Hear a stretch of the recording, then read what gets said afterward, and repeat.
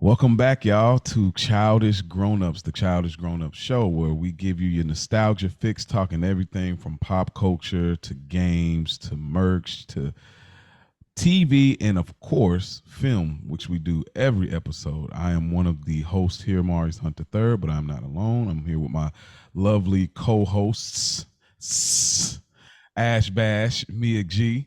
How you ladies doing on this Candy Graham month? Doing all right. It's been a busy, busy weekend, but I'm good. I'm here. Whoo, it's been a day, but I'm okay. We're making it. We're making it. Yes. Don't you feel the love in the air? Okay, a little bit of a reach right there. Okay, not quite there yet. Oh man, but yeah, like I said, it's Childish Grown-Ups, man. We're glad to be back. I hope y'all enjoyed our TGI Fridays.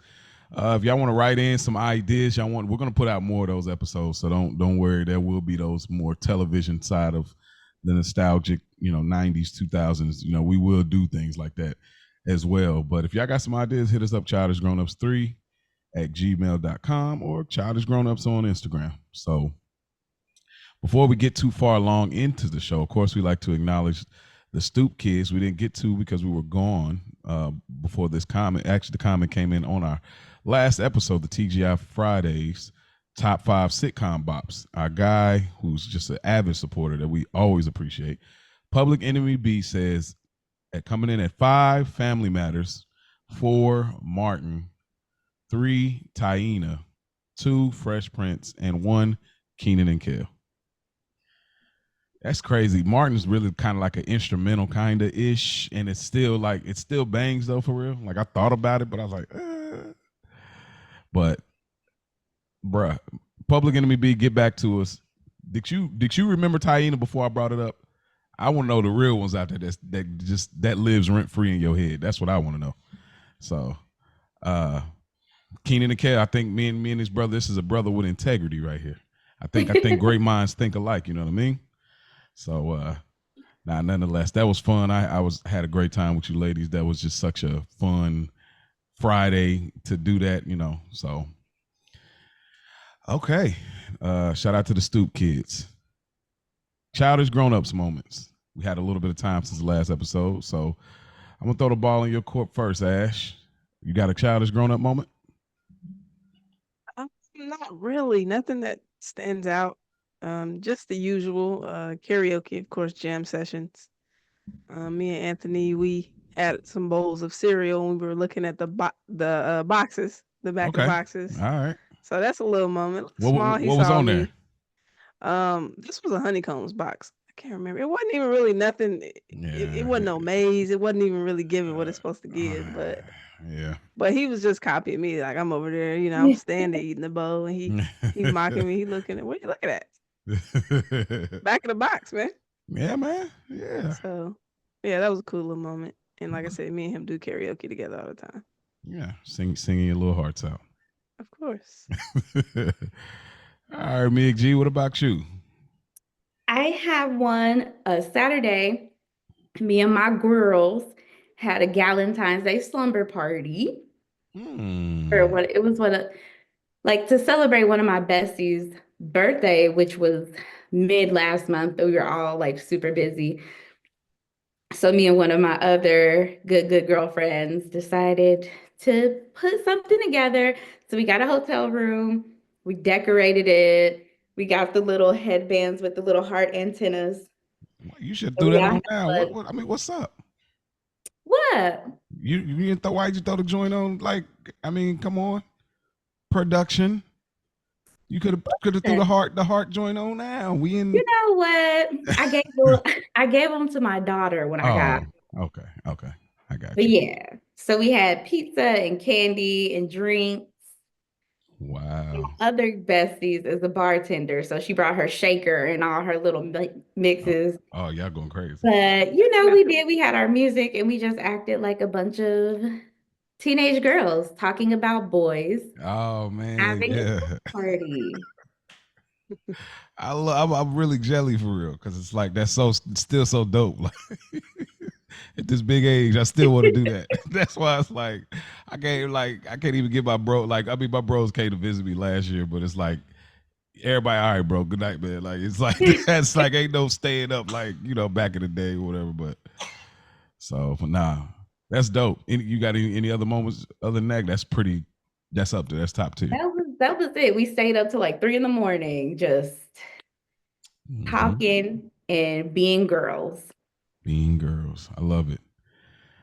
I had a couple of childish grown up moments. Sometimes it's like spidey senses go off when it happens. So one of my childish grown up moments was I'm vegetarian, but I eat plant based or whatever. So basically the other night I had made the equivalent. I didn't even realize I was just trying to put some stuff together. I made the equivalent of chicken nuggets and fries. And bro, when I thought about chicken nuggets and fries, like as a kid, that was the staple. Like like kids, it's so hard now. Kids, they taste just be different now. I'm like, bro, chicken nuggets and fries was legit. You know what I mean? It's like, bro, I am set. I'm about to get 6, 7 nuggets. I'm about to get a nice set of fries, bro. So I just thought about that. And then the other thing, I was flipping through television and I seen like a documentary about Lucille Ball and I think Ricky Ricardo or whatever his actual name is, but about I Love Lucy, like the inside, and it hit me. I said, man, dang, I Love Lucy, like watching it back in the day on Nick at Night, and then it dawned on me, y'all. And tell me how crazy this is. There was a point of time where there were no cartoons on. Like, bro, I didn't even remember. Y'all remember this? Like at some point at night, after like 9:30, you could turn to, this is like early where you could turn over to the Disney, turn over to Cartoon Network. Ain't that, there's no appropriate, like there's no cartoons. Like so you had to, that's how I got into Nick at Night, because it was like there was nothing else to watch that was like kid friendly. I mean, there was like Adult Swim, but even then that was like kind of later and we wasn't even allowed. Yeah. So it's like, bro, there was no real cartoons. Like, and I was like, man, like how the kids now could just turn to Pluto or turn to Netflix and the joint just keep running. I was like, bro, there was a time like, yo, they shut the cartoons off at 9:30. Like, all y'all go to bed. Go to bed. Yeah. It hit me so crazy. I said, bro, we used to watch that, the Addams Family, Munsters, all Ed Munster and all that. So yeah, it took me back. That was like so nostalgic. I was like really laughing. I'm like, yo, that's crazy. Man, the kids won't even get that now. But yeah, that is our childish grown-up moments this week, y'all. And again, y'all can hit us up. The handle is in the description. We would love to hear about y'all childish grown-up moments. Ash, go on, give it to us. Sir. Well, if you are a YouTube watcher, you see that the light is on. It is time for the Flash with Ash. So I have a couple fun facts, and I think these are a nice go-to. So I want to start implementing this more, especially for bro, since he's the only male co-host. So we have the sexiest man and sexiest woman again for the year of 2000 that our movie came out. The sexiest woman of 2000 is Jennifer Lopez. Okay. I knew you'd be satisfied with that. Yeah, that'll do it. Because when she came in second on that other one, he was like, whoa, they bugging. Yeah, I don't know what that was. It's like, yeah, we need some representation in those voters booth. That's what that was in those magazines. Box, like, the suggestion box. And the sexiest man of 2000 was Brad Pitt. Which tracks? Yeah. Yeah. Yeah, good looking dude. That jawline, like them jaws is everything. And that's how Channing Tatum, like they had certain, the jawline is just, yeah. Yeah, no, I'm with you. Brad. What you got to say about Brad? Brad Pitt is a timeless man. He is fine to this day. My goodness. Let's keep it a bean. They missed the opportunity. This movie, these two should have been the sexiest in the world. Let's just keep it a bean. I'm not mad at it. I have a discussion point about that. What's that look for? Are you in agreement? Are you contrary to that? No. Now listen, I have Me and Omar Epps, a love story. But anyway, Oh, so he's I'm your saying LL. he at a time, at a Yeah. time, I had a thing. But I feel like because I feel like the target audience for this movie was more like young adults, teens, and Hmm. people like sexiest man alive is always kind of like middle-aged woman demographic. So Okay, yeah. like that's why they wouldn't have, but it would have been great marketing if the team could have got that done. For sure. It's a big fact. Omar Uh, had his era for sure. Um, Amongst others. So let's get into some trivia. All right. True or false? Sanaa Lathan and Omar Epps dated in real life. True. Fall. Mo is correct. This is true. They actually dated for like 3 years, and they were dating while they were filming this movie, actually. And it's Wow. crazy because I watched the behind the scenes. I'm just so dedicated, but Mhm. I wasn't Dedicated. surprised because the chemistry was out of this world. I'm like, all right, it's only so much you can fake it, okay? I mean, again, a lot of people have good chemistry and they still don't like date each other outside of the job, but And I people be don't know. It hating. just People be hating each other. You find out later that be like, yeah. I just seen a top 10 list of best friends on screen that hate each other. Like I just see, I'm like, bro, that blows my mind. One of my favorite TV shows, my favorite best friend duo. I found out they hate each other in real life. Was it Buffy the Vampire Slayer? What? Carrie Bradshaw and Samantha Yep, that Jones. was on the list. That was What? on the list. They beef. Wow. They've been beefing for years. I did not know that. I just started. Well, I'm on season 2 of Sex and the City. It's a vibe. That I've first watched season was it. like, all right, a little cartoony, but it's a vibe. It's a I've vibe. watched it many times all the way through. It's definitely a vibe. Like it's definitely you get your glass of wine or whatever have you, and you chill up. You post up back to the headboard, and you just like everybody's sleeping settled. It's a vibe. I was like, okay, I'm in the zone now. Like I'm locked in, so I'm thoroughly enjoying it. It's very environmental. Ash, you got to get that in. I mean, I we watched love. it a little bit. I used to watch it when I wasn't supposed to watch it, like Mr. You Big. And always was watching what you weren't supposed to be watching, man. hey, I didn't share a room with anyone. I had just me, crack the door. Bro. Ash, Um, Yeah, hey, always. we listen, we don't judge, okay? Ash. Bro, look at she's ass. I don't want any smoke with it. That's what I'm I saying, mean, I bro. wasn't watching like full blown Yeah, watching it, but like, yeah, but you see a couple of It's okay. I used to watch it with my mom, and she would cover my eyes. you'd be But like she between the cover your eyes or you cover them yourself. Now, if did she tell you to cover them? no, she would cover them Ah, she's smart. because Bro, I remember we got to the point we were all the way like open, like they when our head is perfectly to the back of them and they can't see, bro. We all the way like bro, we all the way open till they come around the corner. You like I'm all the way glued to this scene that's not PG right now, bro. I'm glued. Like, I didn't see everything I need to see. yeah, I got it, bro. I got it. I promise you. Now I'm at the point with Anthony, like, cause he'll just Yeah, walk in your room and we watch adult shows. I'm like, whoa, yeah, you yeah, gotta get up out of here. You gotta get out of here. I just tell him yeah, watching a grown up show and he'll yeah. leave. But Yeah, you got to do man, relatable. that. um, but I will say this and I move on. But I wasn't buying the nerdy guy that was with Miranda. I think See, I that's wasn't why you buying it. That's the bar gotta, dude, right? Is she talking about the bartender With dude? the glasses, he was. Oh, you I gotta guess he was. watch it. You gotta He you watch was it. gotta brain watch. dead. Yeah, you You gotta gotta watch watch the whole show. it. Yeah, you gotta. Start to Yeah. finish, Ash.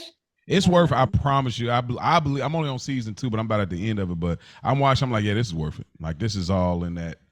It's I in might that. run it back. Yeah, it's worth it. Okay. This is from Girlfriends. What is Lynn's last name?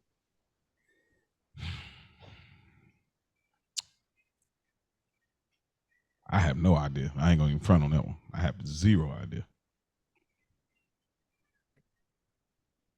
I already knew y'all know the other ones. It's so easy. But Hey, how is it? Oh my gosh, she's like the one who Lynn was Get like about a friend who was so like she never had a crazy plot line. She was just there.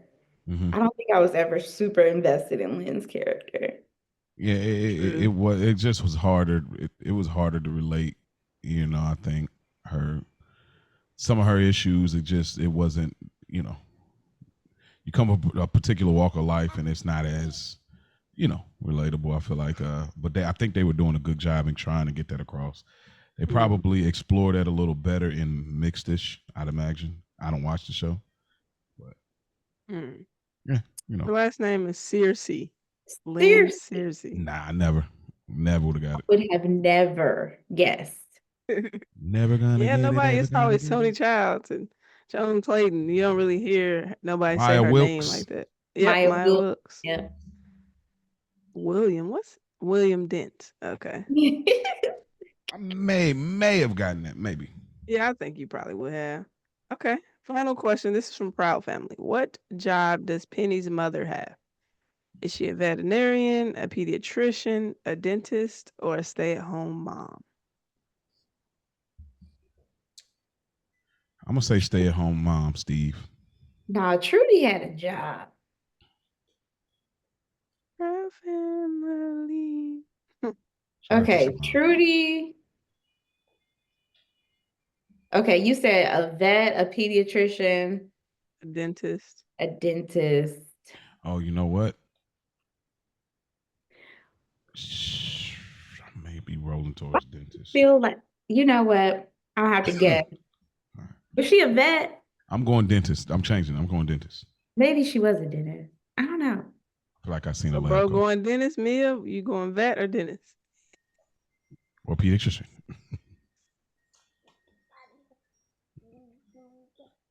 Yeah. Final answer. Which one? I was just, she was a vet. Okay. No, she was a dentist. That is incorrect. She is a vet. She is Ah, a vet. look, dang it. She is a vet. Mom. Shout out to Trudy. showing different lights. You know what I mean? Yeah. Absolutely. Yeah. I knew I'm she good. wasn't a pediatrician. Nah, yeah. Yeah, baby. And that's it for the Flash with Ash, y'all. Okay. Thank you, Ash. That was fun as always. And I love taking us back in time for that. But speaking of taking us back in time, Mia G, it's been a while, but that lever over there, I need you to pull the time machine and take us back to when this film was released. All right. This is going to be a fun one, guys. Mm-hmm. 2000, Love and Basketball. A very brief and understated synopsis. Monica and Quincy love and play basketball together through many life challenges from childhood to adulthood. Sums it up, but there's so much more to this layered story. Mm-hmm. This movie was released April 21st, 2000, and cast Sanaa Lathan as Monica Wright, Omar Epps as Quincy McCall, Alfre Woodard as Camille Wright, Regina Hall as Lena Wright. We have Harry Lennox as Nathan Wright, Debbie Morgan as Nona McCall, Dennis Haysbert as Zeke McCall. We have Kyla Pratt as young Monica, Glendon Chapman as young Quincy, Erica Ringer as Sidra, Christine Dunsford as Coach Davis, and we also have appearances from Tyra Banks, Boris Kojo, Gabrielle Union, Shar Jackson, Monica Calhoun as side characters who we Really? will discuss. Solid side characters too. Mm-hmm. Yes. One of whom, anyway. But, I think I know. you know, no merch really, other than, there are like movie posters, t-shirts, things that have been placed on the market by various companies throughout the years. It was a young adult film, so no toys. But I can't wait to talk about this one. Yeah. You can't buy love. You can surely buy a basketball. Falling. Right. All right. Well, let's do the rewind here. Let's go back. Ash, you chose this movie. You started us off. Everything works in perfect timing. Originally, this was going to come out the week before, and it landed right into our Candy Graham month. So, obviously, you spoke about why you picked this movie, but I'm interested to get the rewind on how you remember this movie then, now, and just everything about what it means to you. Okay. Well, first I want to show Mia how serious it is over here. I don't know if you'll be able to see it. You said movie posters. Hold on. I Okay. wanted to try to get this in camera, but Oh you my can't really see goodness. it. But The filters. dang, can't see it. No, But I this is saw like, one. It's yeah, huge. serious over here. It goes down. But yeah. So sorry about that. It is that big. Where do I start? When I first saw this movie, I was instantly in love with it because I used to play basketball. Mm-hmm.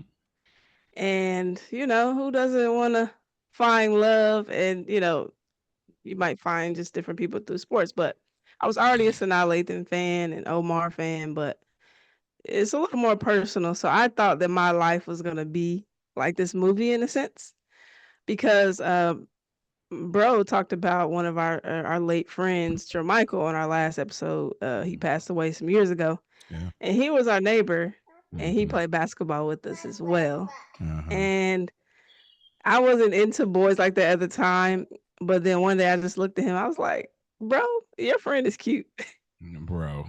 Right. and he was Here like, we go. "What?" Because Here we I go. used to just play basketball with him, but then I don't know. One day I just looked at him differently.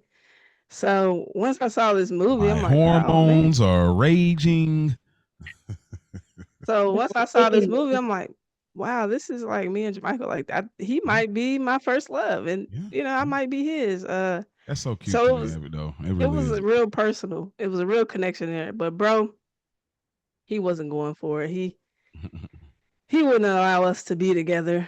But Mhm. I mean, we had a special bond, me and Yeah. Jermichael, despite bros, you know. But yeah, I think at one point I wasn't tripping for real. Actually, I think yeah, he wasn't tripping. Bubba was more tripping. Like he was more like, nah. Because remember, sorry, sidebar. They got into like a little scuffle and Bubba tackled Yeah. him. Because after a while I was like, okay, it's cool. Shh, son. Hey. So, but I remember them getting into it and that's what it was. So anyway, sidebar. Rest in peace, Mike, man. Yeah, rest in peace. Like I said, one day we was playing 1-on-1 and then it was just me and him outside. Normally we all played together, but this particular evening it was just me and him playing and it was just getting a little physical, on the, you know, On the what? Finish that on the sentence. 1-on-1. So I'm backing him down, and I'm just like, you know. Look at it. How many of your nose you gonna use? But yeah, so that's keep my keep it in rewind. PG on the Candy Graham, huh?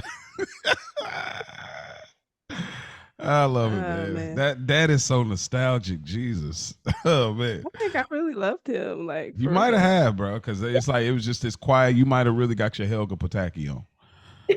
No, Like it you wasn't. definitely It had wasn't. something in the closet that was representative of. No, it was that's crazy. Like, cause he actually knew how I felt. I made it He clear. did. Yeah, he knew. Yeah. He knew. Yeah, I think he liked you too. I think he Yeah. voiced that at some point. But Mhm. yeah. Hey, Mia G, what about you? How do you remember this film back then and now the experience and what does it mean to you? So I don't remember my first time seeing this film, and I feel like I wouldn't have seen it in theaters because I was only 9 when it came out. Mm-hmm. And I feel like I wouldn't have been quite at the age where I was allowed to go to the movies by myself with my friends just yet. But same, I was instantly in love with this movie. Not relatable to me on like sports, so to speak, But like over the years, I've I've seen like people grow some disdain for this movie. Myself, I feel like I love it more and more as the years go on. I feel like this movie is very nuanced. And back then, it was just a cute love story to me. As a kid, two attractive young people falling in love, there's conflict. You see how much they relate to each other with their passion and how that kind of holds them together. And I always loved it. Still love it. Watching it for this, I watched it twice, and I really didn't even need to. I could have taken notes on this movie without watching it at all. I Yeah, was yeah, like, oh, I know this movie like the back of my hand. yeah, absolutely. 100%. Well, 100%. Man, for me, just rewinding this, how I remember this film, I again, like, it's hard. Everything is always murky when it comes to first time. You know, when you're like at a young age. I was 10. This came out on my birthday.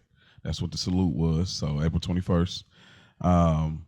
But I remember like this movie, The Wood, and Best Man. You know, all just being staples in our household. You know, that to the point like this movie almost serves like a family member. It's just, I can't explain it. Like there was a moment in the movie that I just felt like oh, like these are my people, not just it's not just Quincy and I don't know, I keep want to call her Sydney for some reason, but Monica, not just them, but just the overall, like it's all of the characters, the vibe of it, the world, the homes. I just feel like it feels like a family, my family or something. I can't explain it because this movie has, I mean, obviously it's what, 25 years old, and it's been in our lives for so long to the point that we were kids with it. Now we're adults with it. And just watching this film, it taught me so much about like, this is what like it looks like to see a man romance. This is what it looks like to be smooth. This is what it looks like to have confidence, swagger. It's a lot of elements in that, like needing to see that. Like, some of the kids now, they don't always get those examples. They make things a little more complicated, so you can't hone in on, grabbing these attributes from what you're seeing on screen. But this was obviously a simpler time, and seeing that, even though it's flawed, and we'll get into the flaws, I'm not saying perfection here, but it was just, this is what it looks like, just like the other movies. I'm like, okay, this is how you be smooth. This is how you conduct, how you carry it. In the little moments that you got to see the individualism of, him as well as her. So this movie just means so much to me. And watching it this time, it was like I could have done the notes like Mia said without watching it, but then when I watched it, it obviously resonated different. When you do a podcast on a movie, it resonates different. Like some of the movies we've already done, you're like, okay, it hit different when I had to actually, pick up different abstract things that may be going on, not just the characters, but things that are happening around and, symbolisms and all those things. So very enjoyable watch, just to get that out the way. So as we get into our overall discussion, my first question, going back to similar to what Ash has said in Flash for Ash, in y'all opinion, do y'all think this is Omar and Sanai's peak appearance and performance?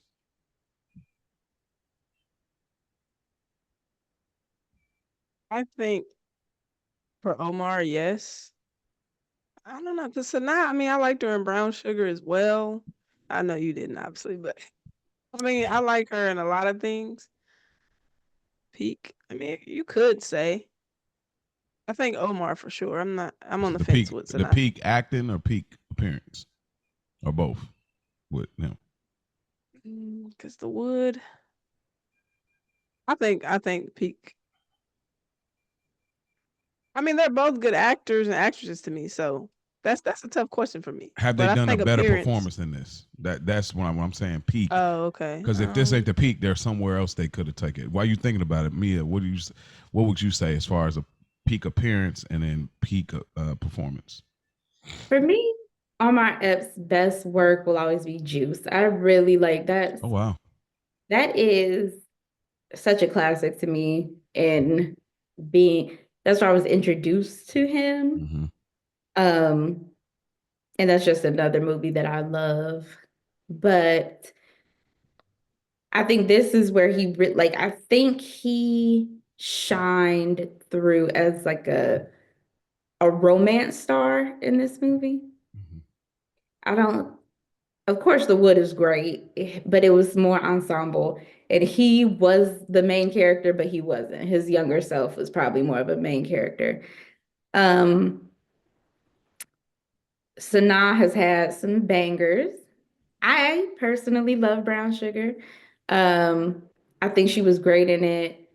But if I'm talking about the movie that I think of when I think of Sanaa Lathan and Omar Epps, this would be the one. For, Omar Epps, Juice will always be my personal favorite, but I think, well, that and The Wood, but I think this is peak acting for both of them. Mm. Lesser known film, I think Sanaa did really great in Napoli Ever After, which was a Netflix original Oh film, yeah, yeah, where I yeah. feel like Good she too. had to dig a little deeper, but she gave a stellar performance in this She movie. get busy. She She get Yeah. busy. made you feel those Face feelings. actor, boy. Yep. Her Yep. She was facials. Facial act. Yeah. emoting. I Yeah. felt that. I felt her in this movie. I feel like she I don't know if she's a method actor or not. I wouldn't think so. I feel like we would know that about her, but she Yeah. really came through as authentic in this. Oh yes. Oh yes. For me, uh, I probably say Omar. I think I probably say like peak appearance. I probably say like The Wood. I think probably like that. I think he found like the right mixture in his look or whatever. Performance, Guys, huh? I just almost disrespected myself and my city. I did not mention Of In course, Too Deep, of course. and I have to put my foot in my mouth because that Yes. is number one A performance. on the Omar Epps performance meter. Mm-hmm. My bad, y'all. Now you good. No. Cincinnati, that's our thing. Hey, shout out to the culture guard, the big cousins. Uh, um, shout out to Toledo. Oh man. Yeah, yeah, that might be in a running. I had to figure out. I do feel like Omar had elevated more in, I don't know if maybe House or I mean, even I feel like some of the work he did in Power, like I know that ain't probably, people don't give a lot of credit there because of what they feel like Power universe is, but I don't know. I wouldn't say this was peak Omar performance. I wouldn't say that, but it was a great performance. Sanai, I watched recently the newer rendition with Jordan Peele of Twilight Zone, and she's in the third episode. It's an anthology series, and her playing the mother. And shout out to Damson Idris who plays her son. Man, what an episode! I'll tell you about it off air if y'all interested. But what an episode! But her playing like this concerned mother. Yeah, Damson, you rock. Oh man, shout out to Damson. Um, you don't like the way it look. All right. But yeah, so I think this is peak. I think because you have to be able to hoop too. Like you really got to hoop. You got to there's a lot of not really using other stunt doubles in that sense. So I think being able to hoop, being able to carry this tomboy vibe, being able to have facial expressions, even when we get to the virginity scene of like nothing's actually happening, but selling it like it is. I don't know how better you get, but we'll get there. But I don't know. So I gotta say, now parents, that's the be. I mean, probably Brown Sugar or here, but I probably still say here like peak appearance, like because I mean the muscles was really intact. I was like, yo, the arms is Yeah, like, she trained to play basketball. She never played before this movie. yeah, So she yeah, had to actually yeah. And and I mean, she did well. Um, Another question I had, would y'all say this movie uh has the best movie score that y'all have heard? Okay. What's the score? The score is like the music utilized throughout the film. Mia, what you got something other than this?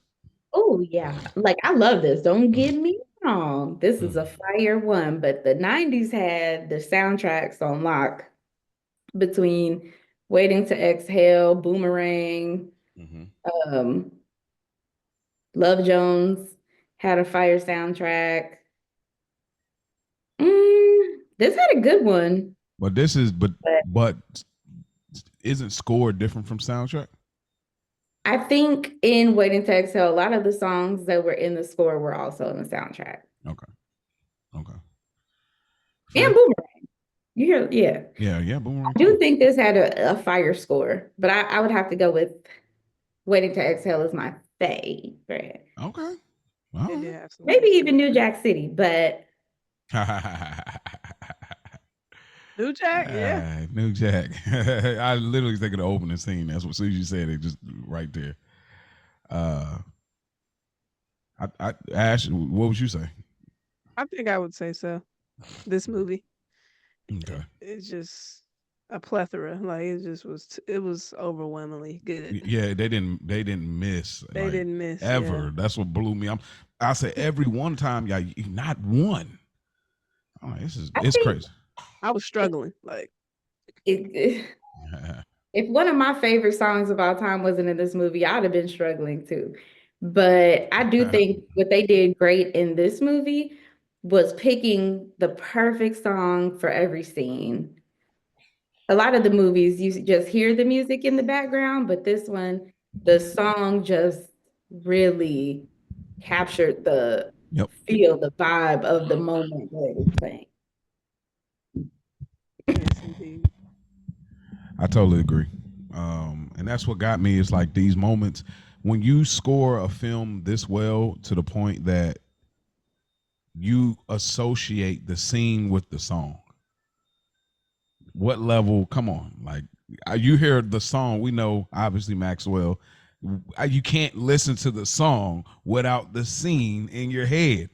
Like that's hard to do. But anyway, I digress. But yeah, and I think also this movie really. That's why you down here. And this movie also, for me, I feel like as a young kid at 10 years old, it's like it taught me like good taste. You know what I mean? Like good taste. Like you're a kid, 9, 10, 8, 9, 10, and you're listening to these songs you're not knowing, but you're hearing, I want to be your man. You listen to these songs, like, dang, all of these, as a kid, like, man, these all feel good, even though this is not necessarily songs that are in that, all that. But anyway, we'll get to the music and all that good stuff. I just wanted to ask that. One more question I had, and I just want to make a statement. Have y'all ever thought this could be a series? No. I feel the same way. Oh, that's tough because kind of how they made Soul Food into a series, they could, but it would be we'd be some tough critics. Mm-hmm. Yeah. I don't know. Yeah, I think it could be. I mean, maybe that's already a series. Maybe it's All American Homecoming. But no, seriously. I definitely think it could be. I think that it you got these start off with these two characters, and then you just keep meeting more characters in the group, and the end goal is to bring them back together like the movie. So I definitely think it could be. So. One more thing, I just got to say, this movie single-handedly, definitely made me want a tomboy girlfriend. Like, come on, like, bruh. This was like, I need one of those at the age of 10. I need one of them to play the Nintendo 64 with me. I need one of those to go ahead and get on the swing set with me. You know what I'm saying? We jump off the all right. But seriously, like it's like that was a thing in the 90s, you know, it's just that tomboy thing, you know, whatever. Maybe there's a different term for it now, but yeah. Yeah, single-handedly this movie plays a heavy proponent in that back then. Okay, so we're gonna do things a little differently here. This movie is so detailed, it's so much to cover. We could have wrote every scene down, to be honest, and we don't say that uh arrogantly when we say that, but it's like it is literally one of them type of movies. If y'all haven't seen it, y'all should go watch it, then listen to this review. So we're gonna break it down into quarters. I don't know exactly how this is gonna go, but we're gonna rock out and see what happens. So now that we're getting in the first quarter, uh obviously the first quarter, just to lay it out, it takes place as a childhood. Monica and her family move into the neighborhood with Quincy, in the same neighborhood as Quincy. And takes place pretty much in the adolescent stage of it all. So, ladies, I'll let y'all get into it where y'all want to kind of cover. Yeah, you want to go first? I feel like this is your pick. You should take it away. Take it away. Okay. Well, yeah, you just the opening. Started with the opening scene. Obviously, Monica is new to the neighborhood. Quincy, they've already been there for quite some time. So you kind of, I don't know how far down I want to go with it, but yeah, so Quincy's already out there playing with his friends, and then walks up Monica. And let's talk about the brim of the hat. Like, did you see how intentional they like curved it so hard? I'm like, I just realized that watching it this time. I never really paid attention to something like. I'm like, yo, it's super. Cause I'm like, they really thought she was a dude. Like, I was really just thinking like, I just didn't get that, but. And so, just her coming in, meeting Quincy for the first time and the guys, and then obviously unveiling that she's a girl, and the trash talk was at an all-time high. Like, y'all don't even know her. She only can Bro, hear dog whistles. Like they were so disrespectful. oh man, I told you he's a girl. Right. He is a girl. Like, try to say that nowadays, boy. You can't say nothing. Look, But yeah, the trash talk was at an all-time high. Mm-hmm. They start hooping, and Quincy clearly realized that Monica is also a hooper. And, he started really D'ing up, because typically, like, oh, I'm going to take it easy on her because she a girl, But then, like, you see she actually hooping on you, then you kind of want to put that real defense. And, yeah, so them meeting each other. And then I get into, like, the dynamic of the parents, too, so I don't want to go too far. Okay, so I'll go a little bit further into first quarter. They meet. How much further you going into the first quarter? I'm going right after they meet is when you get introduced to both families separately.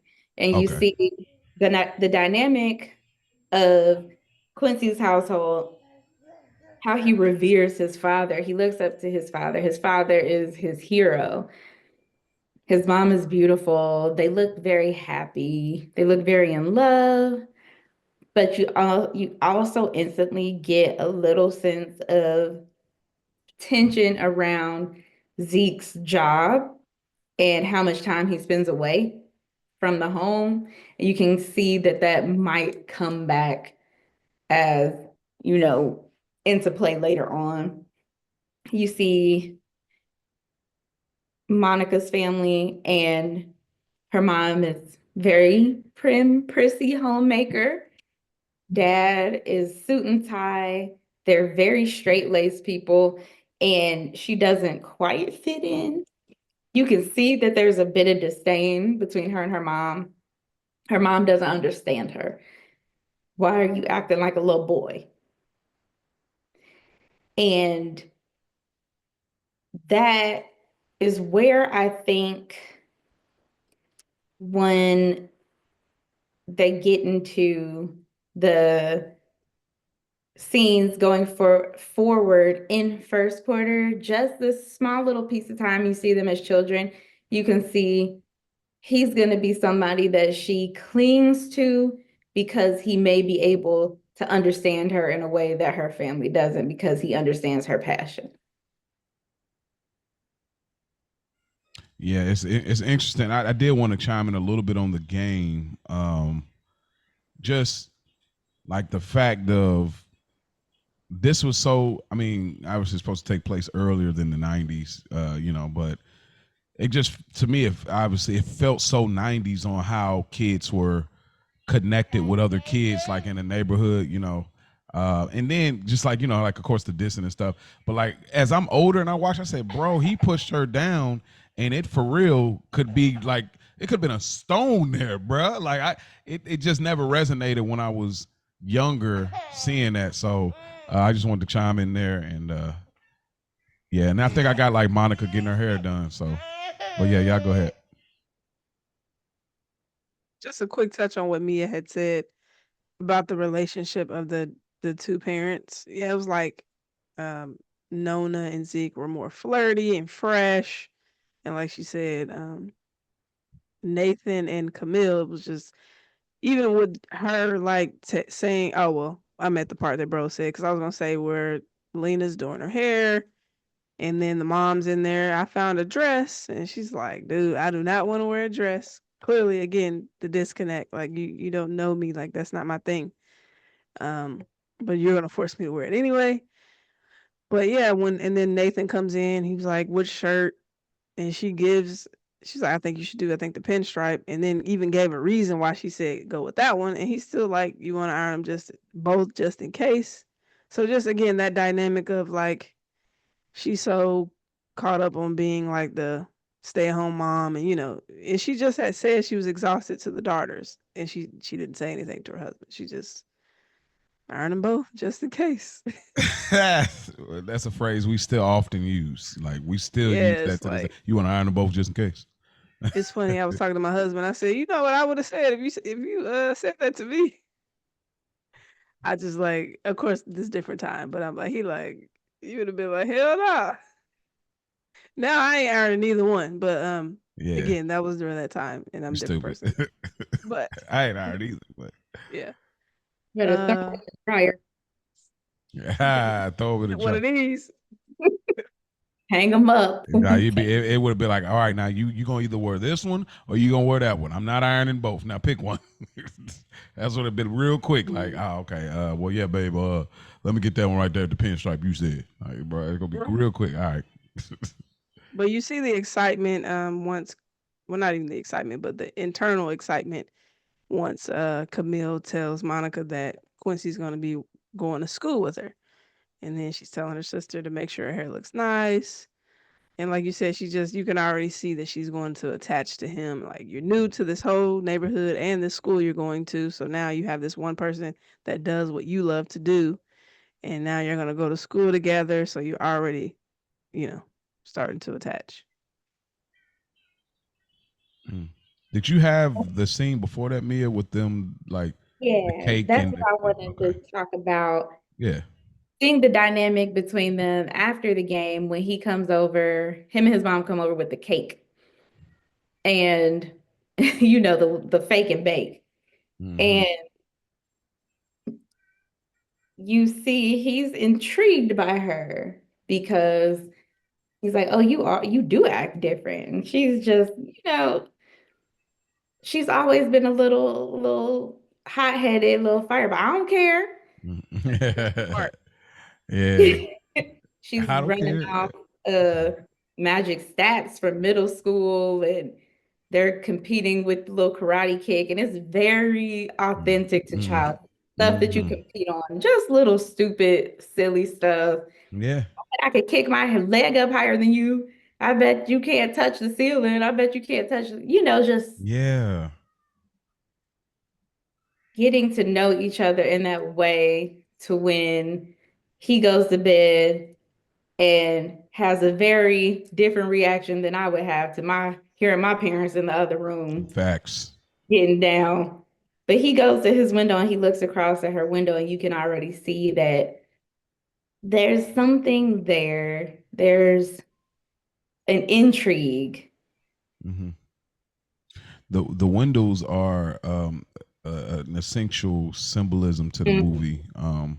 You know, they always say the eye is the window to the soul. You know, and obviously we get a lot of close up throughout the film, but um, just to chime in there, it's something about y'all remember like those summer times, like rather you were at a summer camp, you was at, you know, I don't know if you did Saturday school, if you was at a church explosion, just places where you would find a new crush. You know, that feeling as a kid is like, oh man, I'm so excited to see this person again. I can't wait. Ooh, I hope she's there tomorrow. Ooh, I hope he's there tomorrow. I want to see, like, bro, it just, that's immediately where it hit me. I had flutters. I said, oh man. And like the next morning, because I know we're getting into it, the next morning, just seeing her, like, obviously these are kids, they got their clothes on, whatever, but like, where Quincy was in my mind, I can go back as a little boy, see her, oh man, she got the yellow sundress and the little, her hair is done nice with the ponytail. She's so cute. Oh my gosh. Like, you know, we about to ride bikes together. Like, you know, and it's beautiful, and it just it highlights it so well. And of course, we've seen this movie so many times that, you know, it always takes us back there. But like, man, my goodness.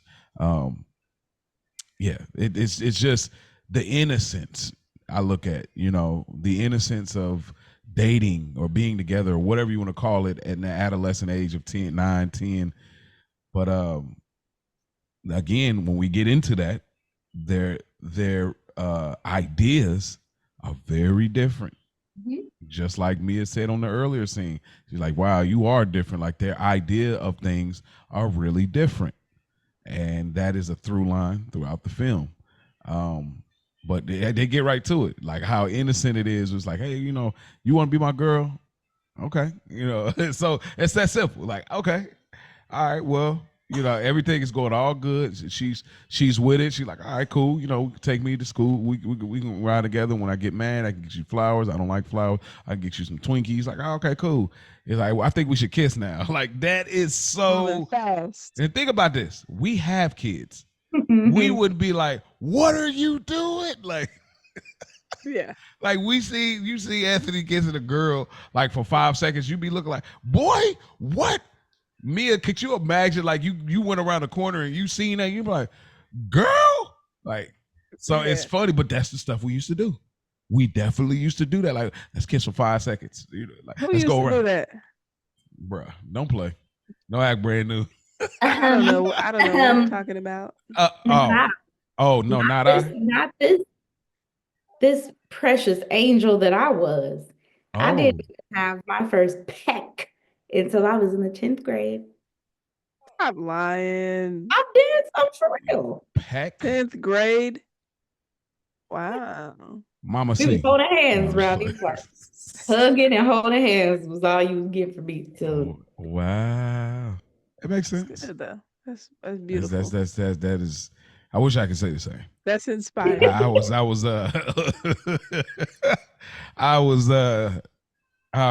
I was different. But that is, hey, look, I commend you, my sister. Snaps for that. Um, but anyway, that's all I kind of got to add as far as that morning. But if y'all want to add any more to that morning, because obviously it doesn't end well.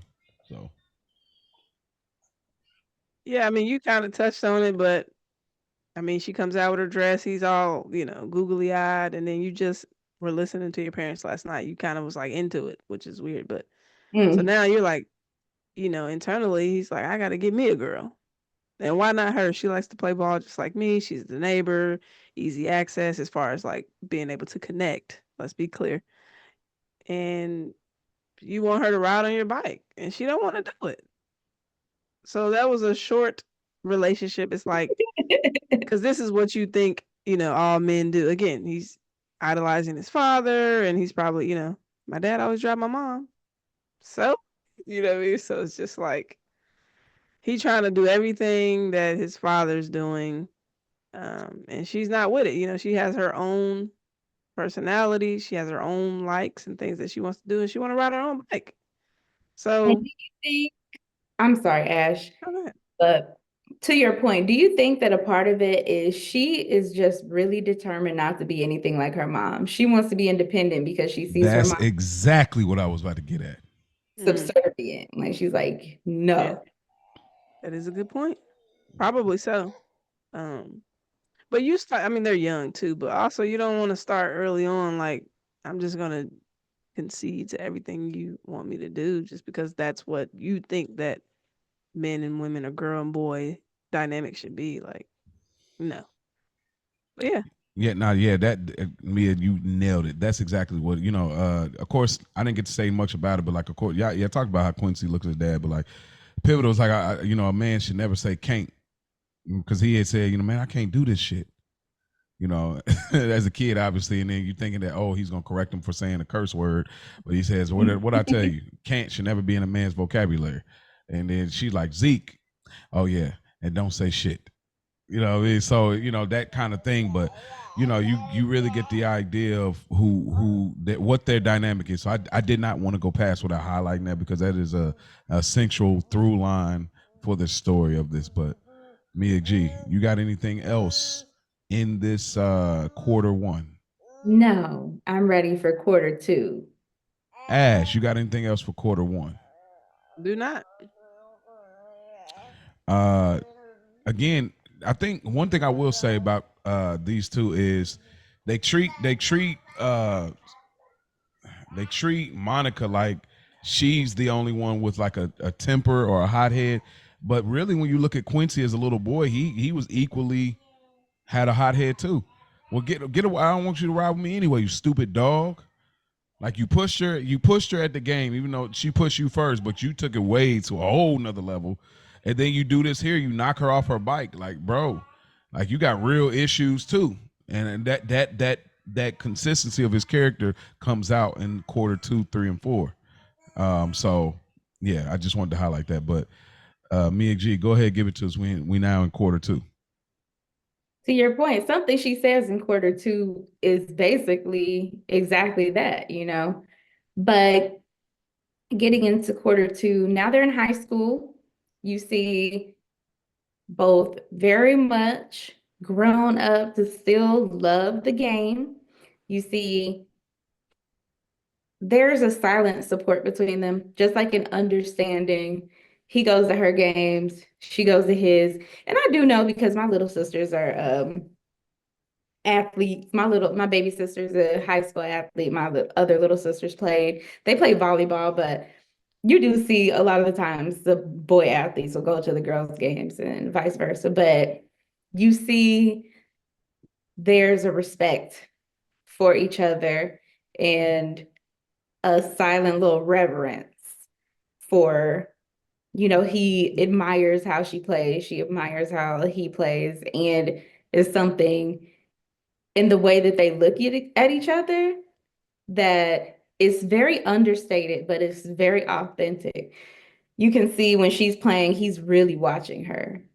And ooh, Omar and those eyes, Mm-hmm. Mm-hmm. the way. Oh, she is But crazy. She That is so hat on. crazy. Oh Mm-mm-mm. man. I just wanted to lick the sweat off his booty. Nah, now Nah. hold on now. I got that in my notes somewhere. We'll talk about it. Might have been, It ain't that deep. It ain't that deep, huh? she might have took it a little far Never with that that. deep for me. The Down. sweat off the booty is great. Slow down, Shawnee. Slow down. Slow down. Hey, she was about to get this man a business. Do you hear me? Whatever you want. Submissive 2000 like style, buddy. Anyway, but even so, you see that they've grown up together. They're super close to the point where she can invite herself into his car. You're taking me home, I'll be at your car. You see the dynamic between her seeing his dad and, hey, Mr. M, just very familiar to the point almost like family. And it's it's really sweet, but I think the thing that you see first is that even if you don't quite see it yet with Quincy, you can tell Monica likes him in a way that's a little bit more. She may not be 100% ready because she is such a tomboy. She's not thinking anybody's looking at her romantically. She sees him with all the girls and how big of a popular little fast ass little boy he is. And she's not thinking that he's looking at her that way, but you can tell that she's got quiet feelings for him. Even in the way she reacts to Shawnee trying to give her that note to give him, she's like, give it to him yourself. There's just too many, so many, I just can't keep track. You know, and she's, you know, she kind of hating on him, but in a I don't think you're good enough for him kind of way.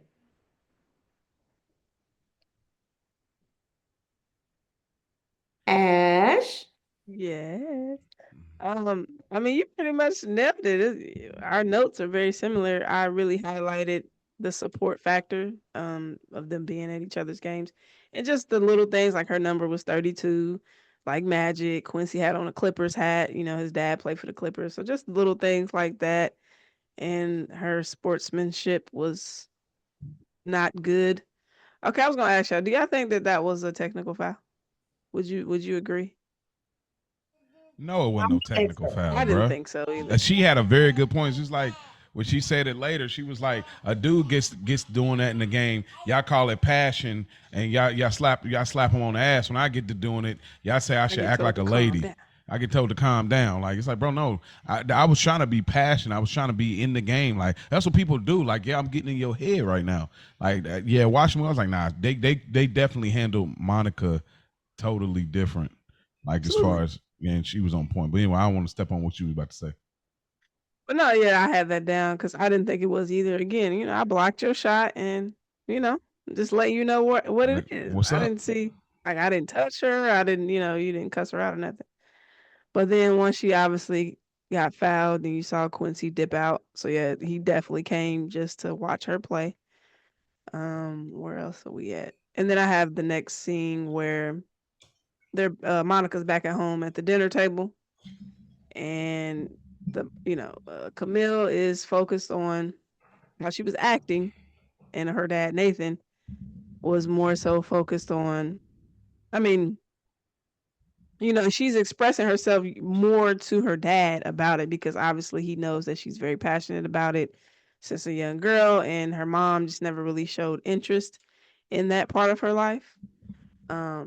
But in this moment when they're at the table, when Nathan, the dad, was like, I think what your mother's trying to say is maybe you should start thinking about other things. About, like, the way that she looked at him was like, not you too, you know, because again, you're not receiving it from your mom. So it's like the connections with the dads in this movie is crazy. And the connections to how the moms are going through similar things in a different way.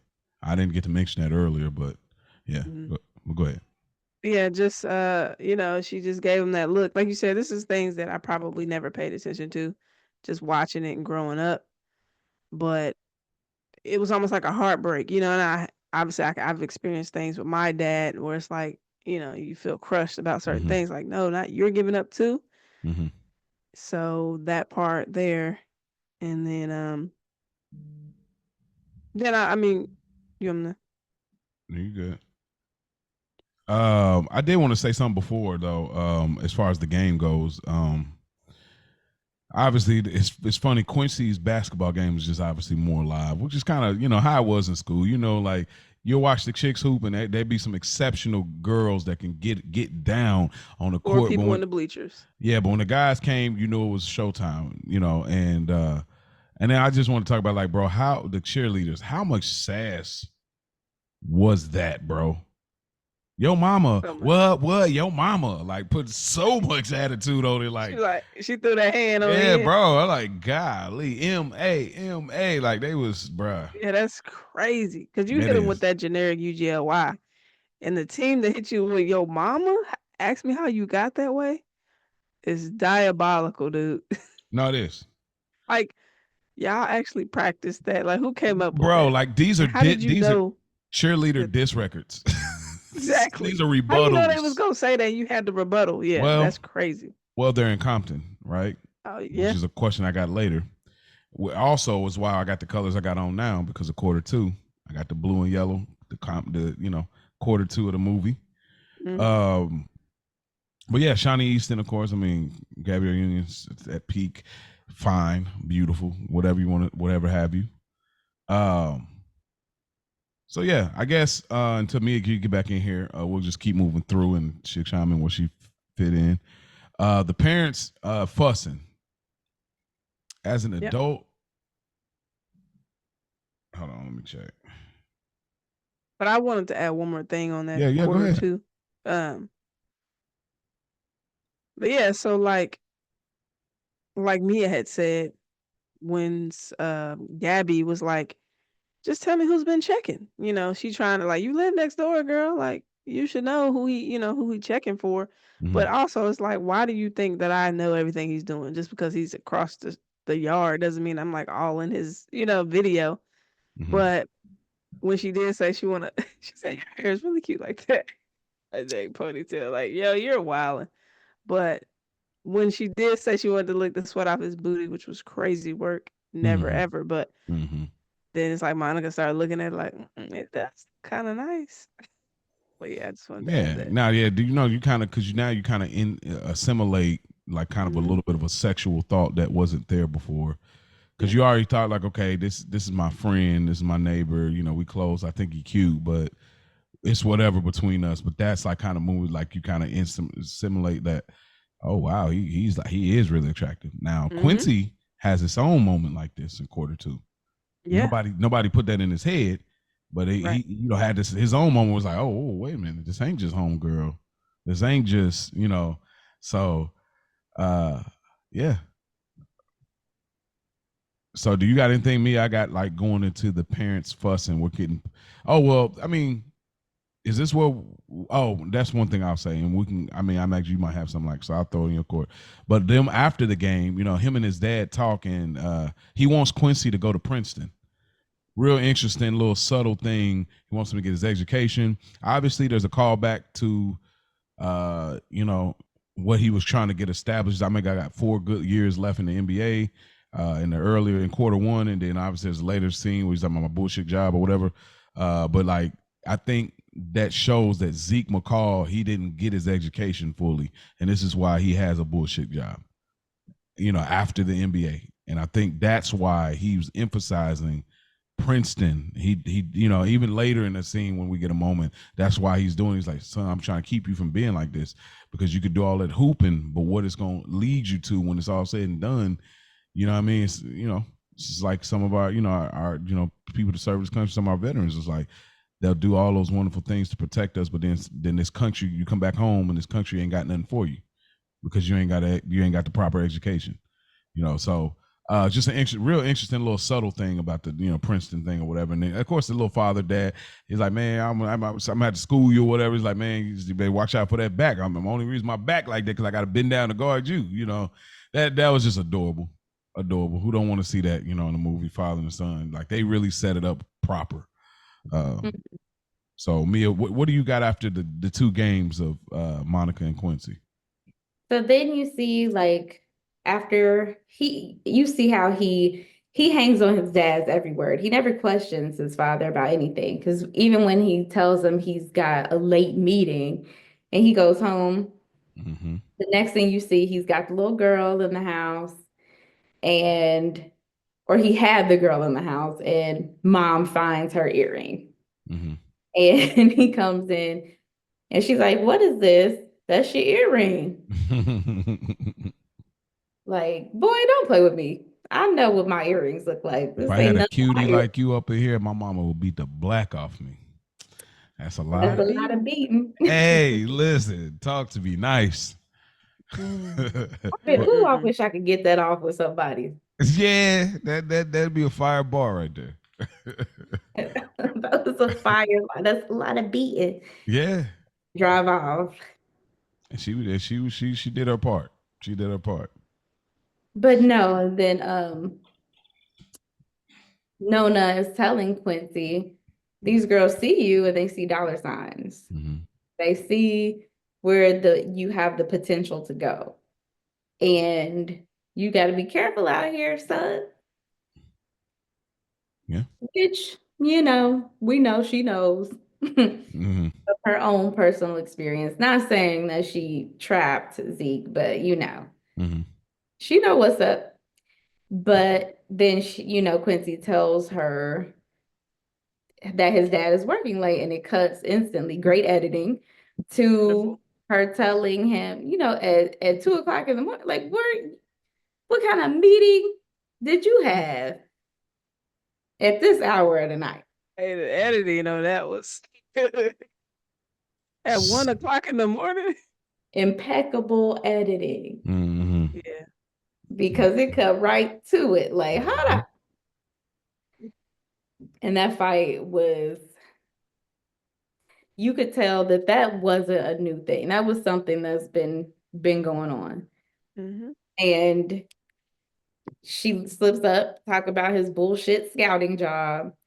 And that was a sore spot for Mr. McCall, because it's just enough savings to keep your fine ass in Gucci and gold. Right. Which she obviously has a great points, because we'll get the reveal later in the movie. But like, I can see, outside of the the crazy work that we find out later, I can see where it's like, bro, like in Q1, I got 4 years left, and he found a way to get a scouting job, which really he should be a commentator. You know what I mean? He should be a commentator on ESPN or SportsCenter or whatever have you. He should be doing something like that, but he got a scouting job, which is real low key. And this is Zeke McCall. So it's like, bro, I managed to find something, which is why he's telling Quincy, like, yo, maybe you should consider Princeton. Like, I like my bullshit job. I get to stay in the field of the sports, to still make enough money to keep us living over here, where the neighbor down the street became the neighbor next door. Okay. It is like, you know what I mean? So yeah, that's I just wanted to simulate. But boy, dude, does this stuff resonate differently now that you're an adult. man. Boy. Like but Quincy, again, the Wendell concept, the Wendell theme, he leaves they're arguing and fussing. This is something familiar. It's a vast difference from Q1, when they're making love and it's all good and you're smiling about it because my parents is good. Now it's like they're at each other's neck, and now you go over to Monica's and you sleep on the floor, and obviously this is something that is a usual thing, because she used to the thing. So Ash, what you got? You got anything you want to add to that, along with what you got next in Q2? I think I have where she, Monica's championship game. Okay. Just kind of touching in on that. Obviously, the coach knows she's the star player, So obviously, what are we in Q2 still? So Yeah. Q2, she's like the star on the team. Mhm. But obviously, she loses her cool, and you get fouled out or sat down, or whatever. So it looks like she's really locked in. She's focused, really trying to win. They're depending on her. She's doing good. She's looking around, see who's there. Obviously, we see Quincy there. That's her first go-to, always looking to see. I just love that underlining connection. Like, again, y'all not together, and we know she likes him, but you haven't even expressed it to him, and he could be liking her as well, but just not, but just y'all being there for each other. Like, I just think that's a dope dynamic. I'm sorry, I didn't get to chime in here, and I don't want to forget my thought. Basketball is their love language. Mm-hmm. That is their love language. That's the through line. And you can finish what you're saying. That's why this works to me versus Brown Sugar. They tried to use hip hop as like their love language, and it wasn't believable. But this basketball right here is this is their language. Every time things are awry, basketball comes to the forefront of how they communicate with one another. That's why it's such a big deal later in the hospital scene where he's like, bro, I don't understand.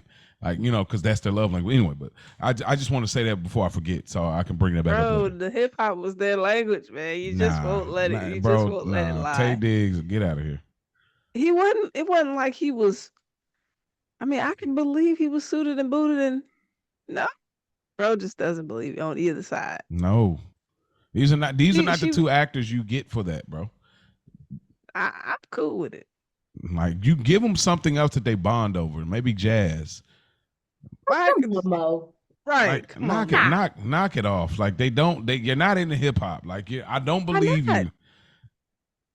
Because Why it's not? because y'all don't, the way these actors act, like y'all haven't been loose enough. Like there's certain characteristics you're looking for. And you're like, oh, okay, this connect. Oh yeah, that's that. You see, you understand.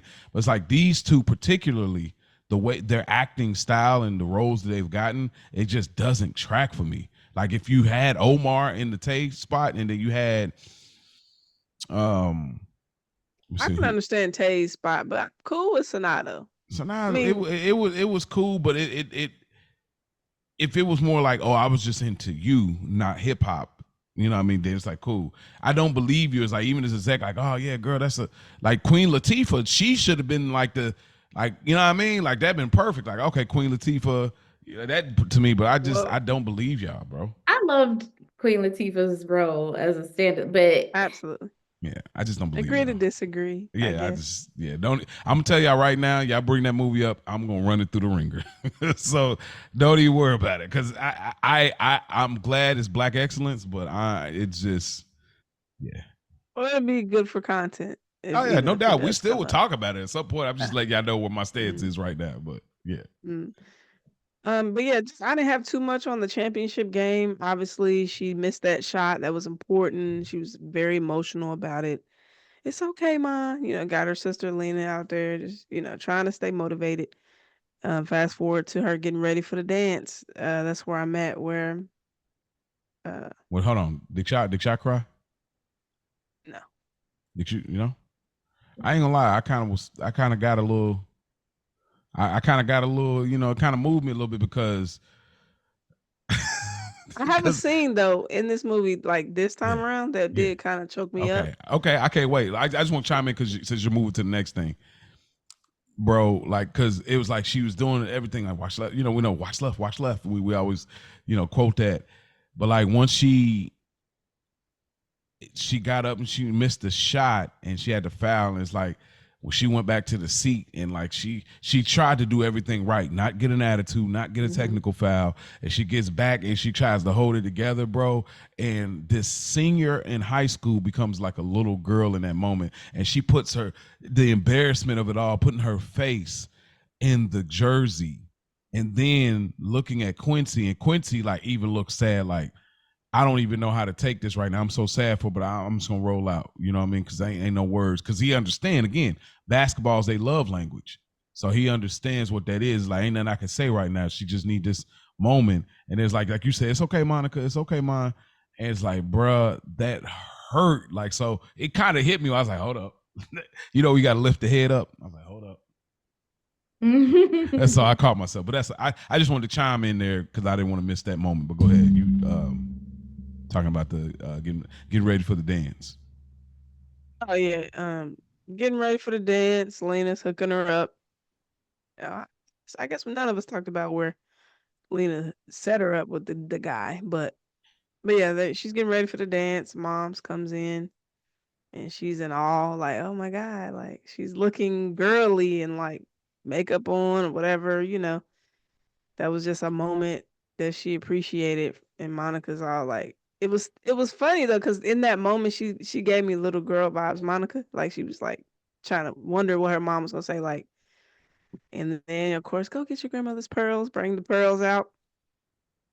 And she said that she looked beautiful. She said, I don't want you to worry about anything, the game, recruiters, just enjoy being beautiful. And she just gave that look like, you really think I'm beautiful? Like that was just, it mattered. Don't say that yet, okay? Don't say that. I'm not going to even elaborate. I'm just throwing that out there. But yeah, and then just straight to it, cutting the rug, straight to the dance. Like Q and Shawnee. Mia, what you got to say, Mia? Okay. Let's get into this dance, shall we? Dun. So just got paid You like, Friday night. Woo, let's get into it. So dude. they out there cutting the rug, and Monica walks in with Jason, played by Boris Kojo. And sidebar, I have never been into Boris Kojo the way like the girlies go up for him. It was never my thing. I guess, I like him pretty, but not too pretty. Like he just a little too male model for my Yeah, taste. to Ken doll out here. Yeah, it's just a little like, I feel you. I feel you. A little but character, a little character. but as a high school girl trying to go in there and flex on him one time, he's a good choice. Good choice. But as soon, you could tell she's a little uncomfortable in her dress. She's not used to this. It's very form-fitting, but the body is T. Yeah, The body is banging. absolutely. Hair, silk press, Hmm. got on the pearls. Soon as Quincy sees her, damn. Okay, I can't wait to get to that. As Shawnee, hold on now. Wait a minute. Rude, because Damn, girl. like I get it, but Hmm. relax. He leaves Shawnee standing right there in that spot. Go say Look, what's up to homegirl because Those school dances, I can't speak. I can't speak for y'all because I don't know if a guy or boy has had such a makeover at a school dance. But I've definitely seen girls have a whole makeover at middle school dances. So I'm like, whoa, you don't look like this in school. Like I've seen it, and you're looking at them different the whole time. Come Monday, like the whole time you're like, bro. Like you look totally different. Like you kind of it kind of garners interest, So I just wanted to speak to that, like, because that reaction that Q had was like he knew it was there. I feel like he knew there was some potential there, but like she's a ball player, yeah. and that's always who she gonna be. But like seeing her there, it's like, oh, maybe there's more there, So anyway, continue on. I just want to elaborate on that little. Ash. oh, I thought Mia was still Oh, going. My okay. bad. That's okay. Yeah, we'll keep going. Is Yeah. that is oh yeah, pretty much walking in with also his name is Jason because I definitely have Boris on my notes, but came in with the flattest shoes. Okay, I didn't catch the shoes. Nike slides. I'm talking flat, like Hey, the thong flip flop, boy. we can't ask her for You're much. right. You're right. But I just thought that was hilarious this time around. But and I knew they were flats all the other times, but this one just looked like that's crazy. he was such a lame. Who, Jason? Yeah. What do you do? You're a college student. What do you do at high school day? Man, if you don't get your sister. Yeah, that's true. That does look kind of crazy. Like you better hope she 18, bro. Like, hello. Like I mean, she probably 18. I But feel like saying. Lena was probably, if she was a senior, Lena was probably a junior. I mean, a freshman, sophomore. Freshman, sophomore, yeah, maybe And probably like a two years older than, yeah, I could see that. so it was probably like, hey, can you take my little sister to this dance? Like, and he probably about 19. If she's 17, 18, he gonna get a little fresh. All right. He definitely was. That I don't like his suit either. It didn't. This Boris is not my Boris. I have my versions of Boris for me, but this is like season 1 Soul Food Boris. Yes, this is like super low cut. You got the 5 o'clock shadow. Like, again, we talked about this. I'm a beard girl. I need some. Look like a creative player. You look like a creative player in a video game. Yeah, like the default before you get. Yeah, like just you go through it. Shade he's 7. Still, let's be clear. I mean. No, good looking dude. Like, no doubt, nobody will ever challenge his looks. Like, we all know that. But like, yeah, definitely like default. But yeah, he took her coat off. Your sister was lying. Like he like, yo. So I wonder how Lena described. No, he said she wasn't lying. No, I thought he said your sister was lying. No, I thought he said maybe your sister she wasn't downplayed. don't No, know. I think he said your sister wasn't lying. Yeah. Like she Wasn't? wasn't lying Oh, when she okay. said that you look like her. Yeah. Yeah. Oh, okay. Gotcha. Yeah. Okay. It makes you okay. I was gonna say, it makes you wonder why Lena didn't date him. You know what I mean? I thought Lena had a situation, right?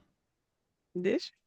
I She mean, Never never really. explicitly said, but Yeah. that's the way it felt to me, like maybe, but I don't know. Because the baby She coming a probably few had a years lot of, later. a lot of guys on the line that Yeah. playing games, Yeah. Darnell, but Well, she says how many you been in love before? Too many times. mhm. So, hey, The roster is crazy. yeah. She's like, Um, she's a lover girl. yeah, really, Q comes over there. Oh, Mia, did you about to say something? no. Oh, but yeah, Q, he walks on over there, obviously checking her out. You don't look half bad.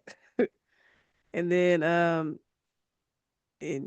Jason walks up, and then you could just now we're physically seeing Quincy's emotions and attachment to Monica. Now we see, oh, this kind of bothers you. Mm-hmm.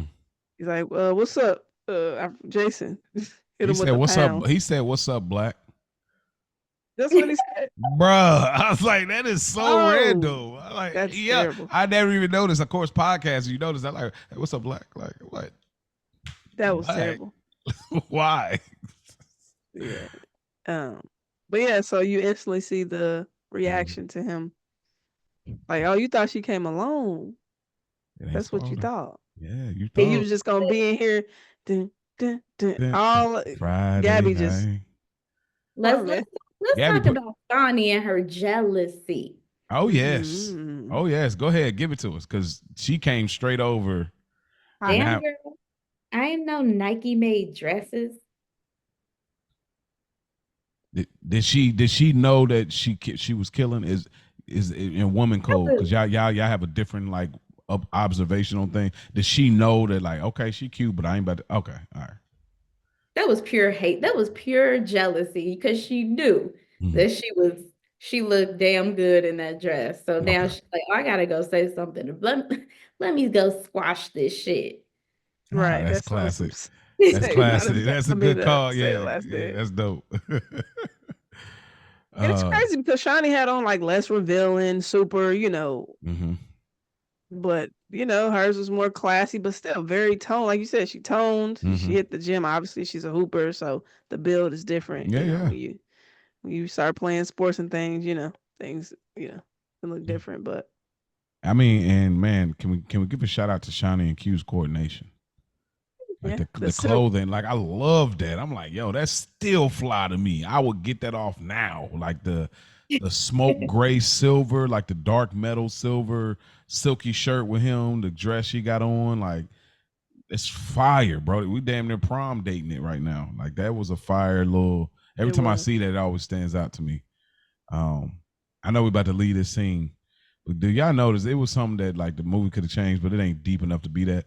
But like when Jason goes away, he's like, okay, well, don't leave a glass slipper or whatever. He goes to get her punch because she's thirsty. He comes back with no punch.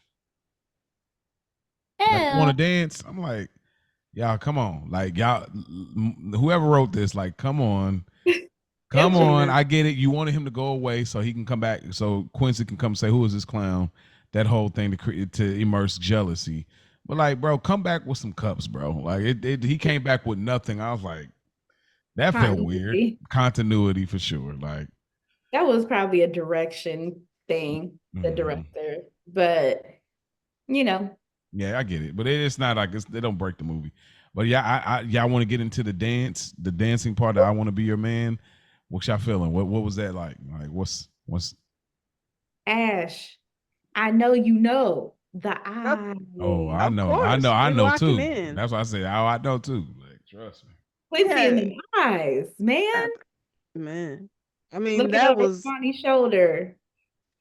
that's right. I mean, it was what happened that night was bound to happen. You looking at me like that, like, I mean, Because I see you now. right I see now I'm you like, now. right. Mm-mm. He looked like a panther. Oh he did like, oh, I'm like, bruh, like Who listen to Omar me. was, let's be clear, but Yeah, because he ain't aging No, quite the way bad. that we thought he would, you know. Yeah. Okay, I guess so. That's like a real discussion in the It's community. really bad. It hurts my feelings for real. No, I do. Like, It do. It's. like what happened? I told you I would have. Well, I didn't tell, but my theory is that when people get older, that for some reason their eyebrows start going away, and that changes your whole look. And I mean that with all due respect, not just him, just in general. You'll notice when people get older, their eyebrows get thinner, and their look like people don't underestimate how essential eyebrows are. I promise you, they do. Until you realize they get Essential. thin, and you just got like this much, like this much eyebrow, and you look totally different. You Like know, this what was this? Like this is not. I'm telling you, see. And I mean, this probably ain't doing it just because it ain't really a Look, bad I shot, mean, but you see the eyebrow, the thinning of it, like versus you can go to the wood, you see the opening scene, nice thick, that's what I'm telling you. It's eyebrows. it's not that. Trust It's me, more than eyebrows. it's more than that. But think about if you put the full eyebrows on it, you probably look like, oh, okay, yeah, it look I like don't an like eyebrow. that facial. That little. I don't like how he It's has that. something about like I don't know. I don't know. I'm telling you, Luckily, you know, his beautiful wife, they've been together for many years. yeah. Mm-hmm. Love the Shout out to black that. love. And Yeah, I'm, you know, it's not like he You start changing cares him. or Just needs our approval, or, you know, but it's just that look at the difference. See, there's something about how he was fine when he was very. like you know DJ too. you You know, love some basketball, the wood. Well, you know, sometimes too, when people have like a very unique look when they're young, there's always that possibility that it may not age well because it's such a unique look, or it could age very well because it's a unique look. That's always a possibility. I feel like when you have like kind of a unique versus like you got kind of a casual face, you know what I mean? See, eyebrows, See, there you go. Look It's at not it. just the eyebrows. But bro. It's see, yeah, not. It's something to That do with y'all face y'all are shape. underestimating. Like I think it's the face shape. Like he's lost some of his bone structure. that's probably what it is. Yeah, but it's also the stash and it's the eyebrows. Lips look thinner. Y'all go find somebody else that in age that y'all feel aged differently than the trajectory and what you thought. I guarantee. Look at the eyebrows. You're like, oh, okay. Mo, please. Y'all think I'm wilding. Like, shout out to No, my I dad. get it. That Like, I think that plays a I factor, can be a but this part is of it, but it's more than Yeah. that. I remember I seen my dad dye his beard, and then I seen him dye his eyebrows with the same stuff. I thought it was like crazy to me. I'm like, why are you doing this? Like, oh yeah, just keep. And I realized it's like, bro, you underestimate the essentials of but Dad's eyebrows. eyebrows aren't even thinning. He just I does that know, just but still, I'm just saying, like the importance of it. He knew, like y'all people don't. I'm telling you, your face changes when your eyebrows are thin. God. You look surprised all the time. Like, Give come me an on. obsession. All right, I'm done. No more. That's gonna be a thing. The childish grown-ups gonna be looking at people's eyebrows now. They be like, yo. Oh, Hashtag You, eyebrows. yeah, you was right, bro. I looked at her eyebrows now that she's older, and bro, that's the you difference. you gotta stop. You This is too much. It's some people who still look. It's a lot of folks who still got it, but it's just I don't know. But back to the matter at hand here. Yes, in 2000. He just had these dreamy bedroom eyes like that. He's like the poster child for like those. Would you put Tupac in that? Eyes. You know, yeah. Yeah, Tupac was fine, and it's the brows for me. It's You know that what I'm bald saying? head of them brows. Yeah, I just figured like I know like that uniqueness of the eyes is like it's got a certain, like she's saying, a prowess, a certain glossiness to it, a certain genuine. You picking up on almost like feline eyes that kind of just put the very deep dark eyes. And so that scene always gets me because you can see like she kind of like feels and this is where I go back to Sanaa being very great with like nonverbal acting, emoting, because you almost feel like she feels naked under his eyes. Like, oh, hold on. The way he's looking at her is kind of like she feels self-conscious, but also seen. New territory. Mm-hmm. Very new territory. Nobody's ever looked at me like that Mhm. before. Mm-hmm. And so you can kind of see her looking away, and he's holding his stare very intently. Mm-hmm. Mm-hmm. I wish you was here. I wish this was you. Mm-hmm. This has happened to me in real life, but I unfortunately was the Jason in the situation. But this has definitely happened. So then let's get into the consummation scene, right? You know, she goes in, she has to open up the letter and she can't open it, so she asks Q to come outside. Q reads the letter like, "They want you, girl," and you know they're having a moment. Guess what? They want me too. You know, I'm announcing it tomorrow, and so they both going to USC. You know, Southern Cal, which that's where Zeke went, his dad. And you know, pretty much they're having a moment where they're laughing and they're enjoying it, and then you know they start to kiss and they fall on the ground, and the kissing was, boy, if they wasn't dating, I was like, listen, you know, and I mean, you know, I'm just laying out the scene. They're on the ground and get into it, and then there's a pause where she kind of gets him off of her, and he kind of like almost makes peace with like, okay, that's about it for the night. Obviously after they told each other that they pretty much ducked off on the dates, you know, they ran off on the plug, but then surprisingly enough, she invites him in, and this is her time. And I said, shout out to moms, because I feel like moms gave her the confidence in that moment. It's like, do you really think I'm beautiful? Because now I feel like it can empower on top of basketball, you know, like obviously being accepted. And so I'll let y'all elaborate, and I'll come behind y'all, elaborate. You know, of course, we get to the scene where the most vulnerable, one of the most vulnerable scenes of the film, which is when she loses her virginity and how it's handled. So Ash, obviously you picked the movie, so I want to see. I know this is like one of them ones for you. So for all of us that watch the movie, be honest. So what do you got to add to this scene? I mean, you touched on it beautifully. Like, I'm so glad that it happened, but yeah, like them kind of going over each other's dates, trying to pry to see how far each other went. In that jealousy format, like it's just so funny, especially now that Q is engaging in it too. That's what you think, huh? And then just goes in and tell what really happened. It's crazy because you would have thought that he would have. I mean, she was throwing it at him. You would have thought that he would have went on ahead and did it, but he had Monica on the brain. Yeah, Love on the brain. No, I'm just playing, exactly, but exactly. Okay, but hold that note, Ash. nah. Hold it down, hold it down. But yeah, so he's in love. They're in love at this point. I don't care what nobody says. But yeah, the kiss again. You know, I watched the movie with the producer, the writer. You know, I Director's watched all cut. that on the DVD. Yeah, and they said they wanted that kiss to be like sloppy because that was like high school, so they tried to make it sloppy or whatever. And she was cringing watching it. So now, like on the voiceover, she was cringing, like even watching herself do that. Mm-hmm. Done beautifully because she looked inexperienced. She really gave, I don't know how to kiss. This is my first time. And he's aggressive because he kisses all the time. And I'm just trying to keep up with what is going on. And I'm just a little bit like, whoa. Don't do my boy like that, man. He kisses all the time. Oh, yeah. He definitely does, man. That's a lot of black. He was playing tonsil hockey with every girl in Crenshaw.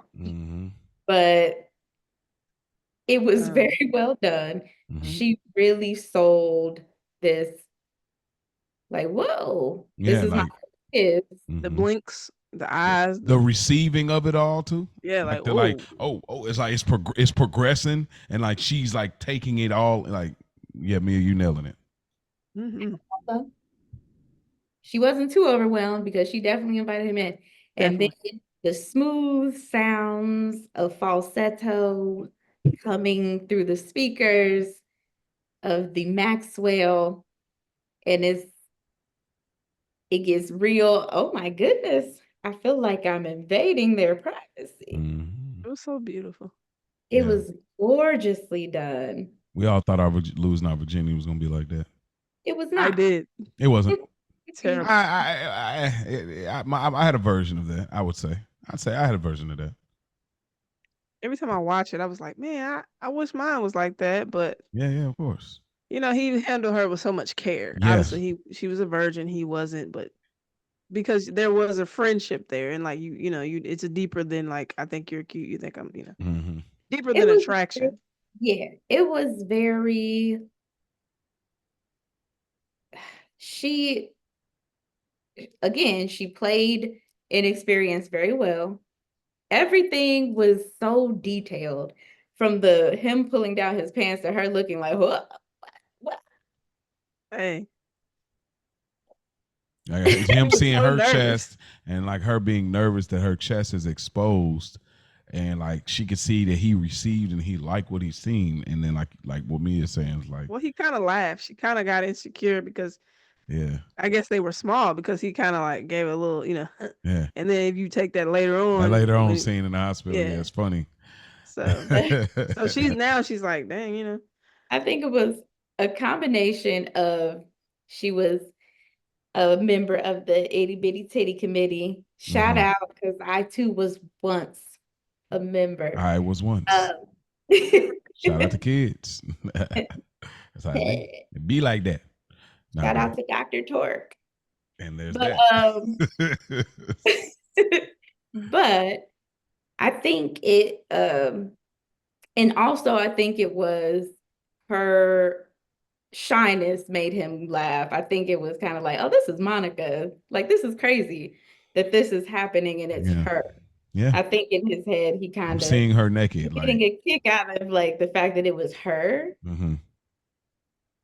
And so he just kind of like, this is wild. Mm-hmm. But even so, and then realistic to the promotion of safe sex. Movies don't do this enough. They do not do this, The bro. fact that he took the time to pull out a condom and, simulate putting it on. Mm-hmm. Shout out to the director of this film for that, because they do not They never do that this. enough in film. Shout out I to feel House like Party too. they get right to it in the Mhm. movie. But Mhm. they took the time to make sure that was, a part of the Yeah. Right. package. And the very realistic first time shock and awe of, whoa, what is this? So Yeah. this new sensation. This Yeah. is different. Yeah. But she Yeah. didn't. But they wanted to stop. Like, no, let's keep going. We here now. I mean, you're in there, so like at this Yeah, let's point, do this. Yeah. Even him asking if she wanted him to stop Yeah. was just a very subtle, Mhm. sweet little piece of him taking care, like caring about how she felt in the moment. Mhm. Yes. And we all know teenage boys don't always care Mm-hmm. how anybody feels in a Yeah. moment. Mhm. But I think it's one of my favorite love scenes in a film. It's very romantic and realistic. Yeah, it's probably, as far as these things, the ones come to mind, this one, the house party scene, and the wood scene. But those are more of a different depiction, you know. I mean, this is like handled where it's handled with experience and care. And such a reception to it. So it's wonderfully done.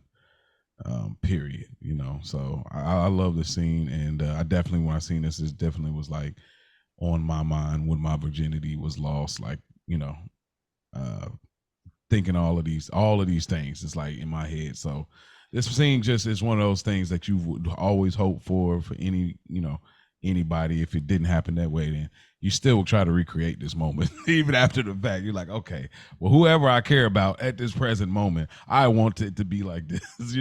I'm going to have my love and basketball moment. Even So, if say you get in a relationship with somebody, you guys haven't been intimate yet. I mean, it's still at first. yeah, It's yeah, like, you're right. okay, You're right. we've been with other people, but not together, so we have to get the chemistry and kind of figure it out Yeah, and because that's a handle each other with threshold. care. That's Yeah. a threshold that is now Leads being me to crossed. another point that don't let me forget, because that just brought something up that I want to ask once we get to fourth quarter. But I know we're going into third quarter, but that just gave me another thought. Okay. Okay. Well then, going into third quarter, why don't you lead us then, Mia? What you got first? Okay, so in my notes, which I haven't even needed really, because again, I know Yeah. this movie like the back of my hand. Mm-hmm. Um, so they're in college now. Instantly, right off the bat, you see Monica's coach is real tough on her, real tough. And she's kind of, where she was the star in high school, she's a freshman now. You playing with the big boys now. And she's trying to find a new rhythm and she's struggling a little bit. That college conditioning, I'm sure, is a lot different than high school. High school conditioning, you go after your game, you go get a burger, whatever, Mm-hmm. have your practice days, but in college, it's every day and you're expected to meet a certain standard, especially you there on a scholarship. Mm-hmm. Um, and Quincy's still a star. He's still the star. Press conferences after his games, his famous father, he gets the red carpet rolled out for him. And it's just, you see right now, that's the dynamic. That's what he's comfortable with. Everything's going great for him. She's cool just because she's used to this. She's very supportive of him. And she kind of, and this third quarter is where we get into the nuance that I want to talk about. Yeah. Because I know you guys have scenes within third quarter that we're going to get to, so I won't talk about any more scenes, but what I'll say is this is where you get to see a lot of those imperfections in them as individuals come out in this way where we see a lot of people always on the internet talking about how wrong he was or how wrong she was or who was wrong Right. and who was toxic. And I just don't see it that way. It definitely was. It wasn't toxic like that. I That's see a it. These reach. are very young people going through some very tough situations, and they're Mhm. navigating it the way a lot of young people would, you Right. know? Yeah. And so at the beginning of third quarter, everything seems good, but you see how even Quincy is a college boy. He's a star athlete. Even when they're walking and girls, hey Q man, you know, you gonna take us to the big three or whatever they say. And it's like, I'll be watching and I'm like, Monica better than me. Mm-hmm. We'll let them know, huh? Excuse me. Yeah, he is. And I'll be there. Thank you. We Yeah. appreciate it. We appreciate it. You want my autograph while we at it? You know. Goals. No. Mm. What you got that as well as just that opening thing where, out of all the girls, the whole like lawn scene and everything. Yeah, pretty much. She hit it on the nose, just kind of the dynamics of both of their experiences. Like Mm-hmm. Quincy again, the star as he was in high school, and what we haven't discussed yet, Monica wasn't even going to be accepted, Mm-hmm. into this school. So Yeah. just it's like once she found that information out, she worked even harder, Mm-hmm. to express and the hey, I deserve to be here, whether however I got here.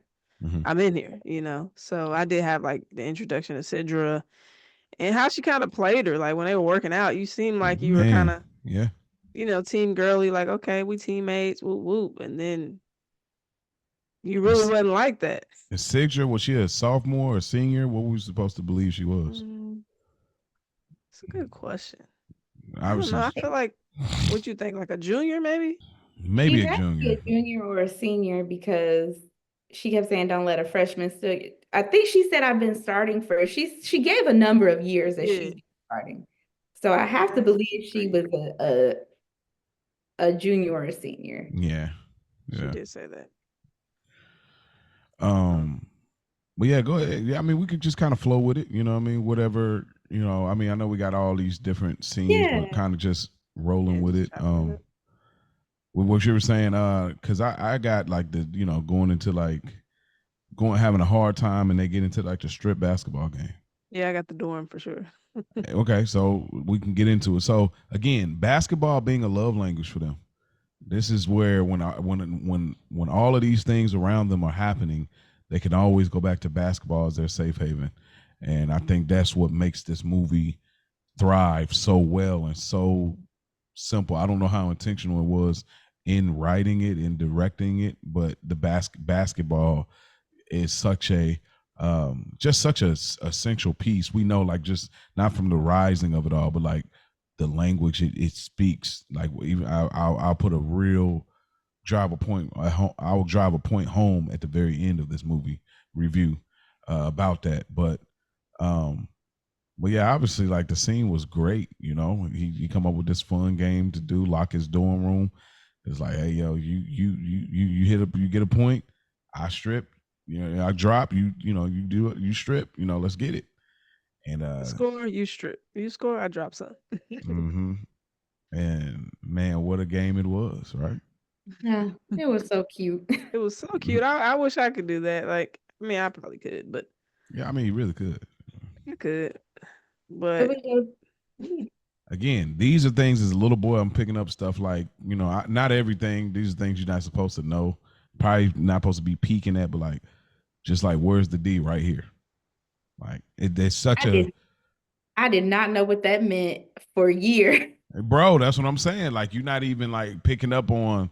Oh, then when you realize, it's like, woo, that was that's like the D. risque, like It was. super risque. You know what I mean? Like, or even like the early, like, kiss my black ass. Oh, I plan to. Like, Smooth. oh yeah, he Smooth. smacked and said, "Oh, I plan to." And he bit his lip. Yeah, all that. Yeah. We get to it. Like, yeah, man. That But her whole, yeah. Go ahead, Ash. her confidence. I Mm-hmm. mean, we go back to quarter two Mm-hmm. where she loses her virginity, and now quarter three, obviously you're a little more experienced. Mm-hmm. You've learned each other's bodies, and Yeah. she's kind of being, leading a little bit. Mm-hmm. When they kissing on the wall, she turned him around like, I won. So Mm-hmm. it was good to see that confidence, still coming through in this quarter when they had that little intimate moment. So I appreciated that.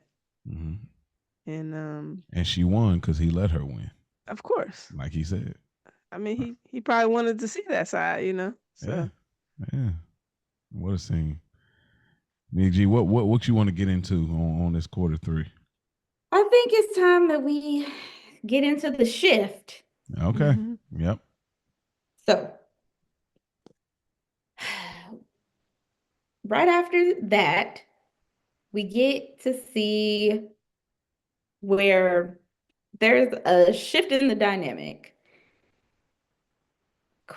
Monica wins the what? Oh, wait, not yet. So, Quincy is out with his dad at the bar, still underage, Mm-hmm. still drinking orange juice. But his dad had the opportunity to be honest and tell him the truth about his situation, which, I mean, granted, Zeke was in a tough spot. He shouldn't have been in this spot in the first place, but it's a tough spot. He tried to get ahead of the paternity suit in the situation um, by telling Zeke that there even was a situation. Some girl's been hanging around at all the parties, and now I'm supposed to be her baby's daddy. He lied. And as usual, Quincy hung on his every word. He has no reason to, it's so much so that when he goes to see his mom, and his mom is like, Quincy, we don't even got to get into it. And he is offended by his mom even questioning his dad's character or believing someone over Mm-hmm. Pop. his pop, to the point where she's like, you know what? Look at this. I hired a private investigator. I've had conversations with people about whether or not Nona should have told him, or if she should have let him find out on his own. But I don't think she was wrong at all. I think I think the she door was has open. her, yeah, she has her truth. Zeke had his, he had the opportunity to be honest with Quincy and he wasn't. And so she was honest with them. Mm-hmm. And then from that point forward, things were just downhill for Quincy. It's affecting his performance on the court. Now it's affecting his trust, his self-esteem, just so many different things. And at the same time, Monica, her trajectory is going up. Things are starting to It's a go seesaw right. effect. And so they get to Ash, remind me, does she win the starting spot before or after the scene on the bleachers when they're talking? After. Okay. Yep. Mhm. So I feel like, he wants to talk to Monica about his father. She's talking to him. You can tell he's in a tough situation, but she has curfew. And this is when we get into the who's wrong and who's right. Okay, hold on, Infamous moment. because you covering a lot of ground right here. No, I'm not going any further than this. Oh, you're not going. Okay. No, this is where I'm stopping. And I'm just saying this is where we get into who's right and who's wrong. I think Monica was in the right, but I don't think Quincy was wrong in how he felt about it. Mm-hmm. Yep. Yeah. Well, I'll chime in and work backwards. Yeah, I think we have an understanding. It's just at that point he was looking for something that he put too much on her, because he was at his most vulnerable, and it's an interesting thing. It's like like you said, they're young people and they hadn't seen certain things. Like Monica doesn't know. Like we get a later scene that ties into this where her mom says it's just a game. That it's just a game statement is a through line all the way through fourth quarter. And at this moment in third quarter, it doesn't resonate that it's just a game. Because if it did then, it would have been like, okay, I'm not gonna get to dress. At that point. But at that point, I'm a ball player. You know what I mean? This is what I do. You know that. I wouldn't, And so in that moment, yeah, like I think she was trying to do the right thing, and they could have talked, but he was at such a heartbreaking low. I mean, I know we spoke about this on the previews to the movie, but he was at such a heartbreaking low that it's just one of those things that it will always be a difference in how it resonates, because it's a boy whose who heart has been broken by his father. You know what I mean? It's like the man, his hero. Like, bro, I never questioned anything about you. I followed all the steps you taught me, and you broke my heart. Like, bro, like that changed everything. Arguably, that's the reason he was a ball player in the first place. You know what I mean? Like versus her is a different reason. So, Ash, you want to elaborate on that scene in any kind of way? Yeah, that's the famous scene, of course, who's right, who's wrong. I agree with Mia. If I had to say, I mean, that's how he felt. Again, this is devastating news. You put so much trust and honor in your father to find out that he stepping out on your mother. So again, these emotions are warranted for sure, but she had curfew and she provided a compromise, like, hey, I'm not saying let's end the conversation. Let's just take it to my dorm. But also he doesn't want to run into anybody. So again, I understand his plight and everything, but she provided an alternative, because what was he providing her in that moment that wouldn't get her jammed up? You know what I mean? Again, he's not thinking that because he's in his own situation, but I do think Monica was in the right. Yeah. And again, it's a different dynamic because Quincy is the star, so he doesn't have to go through these type of challenges in his college basketball life. He doesn't have to go through these things like, oh, he probably could miss curfew, and they're not gonna bench him. He's Mhm. the he's the go-to guy. So just with their different statuses, within their basketball teams, it's a different situation. But I think too, even with all of the privilege that Quincy had, I think this was the moment to realize like the difference between them was like, bro, it was just a game to Quincy. And this is the moment where it broke immediately, where you showcase it's just a game. So basketball being their love language, because of the father, it's severed that language now. So her thinking he would understand, like, if I had stayed, I wouldn't have been starting, thinking you understand because that's our love language. But now you realize what's at the core of it. Well, that's the core for her. We'll find out later is him. But the core for him was his dad, and so that is severed now. For him, it's got real now. It's real for me. Basketball don't mean, and that's why I'm about to go to the draft. I'm like, man, I don't care nothing about this. Like it's over with, kind of like.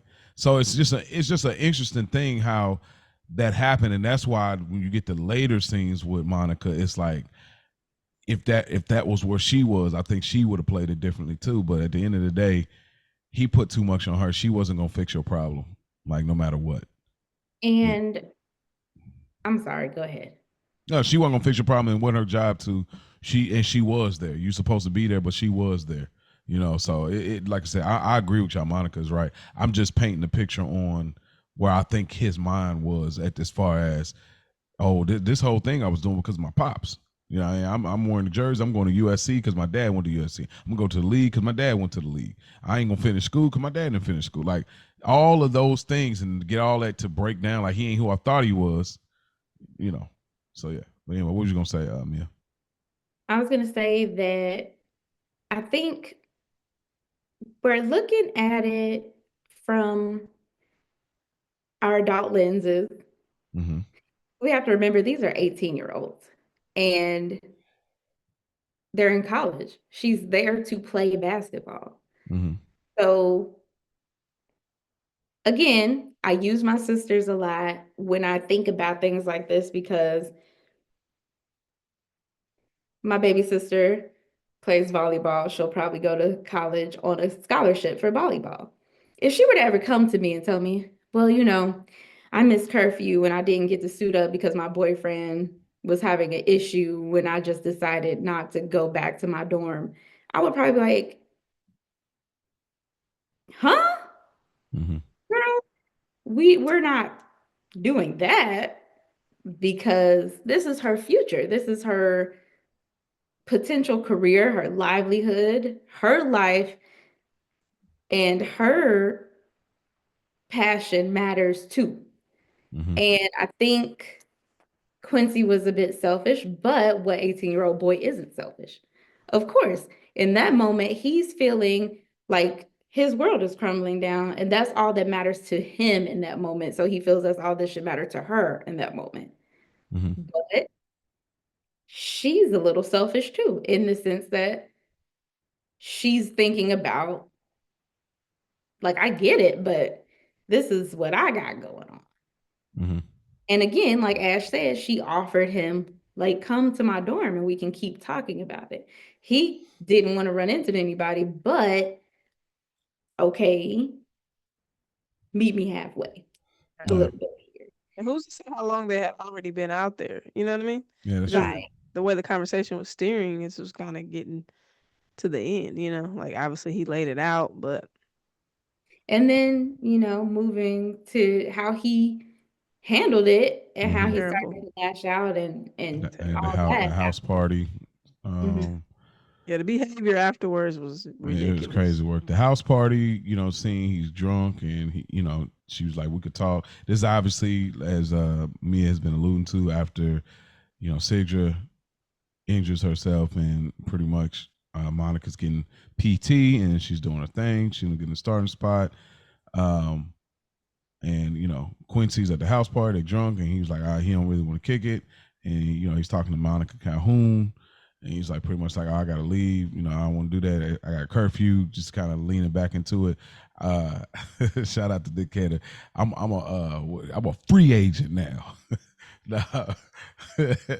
Nah, but so just she's looking at him like, bro, you are wild right now, and he just continues that energy. And they have she comes to the dorm trying to check in on him, and he's all like regular to the mug until Monica Calhoun pulls up. He was like the man still, and she's like, the woman, and then they're playing basketball, some old game system, and he pretty much like, you want to roll, and she's like, nah, you stay, I'll leave. And the roommates is laughing, and pretty much we get to, obviously I'm just covering this so we can kind of elaborate whatever.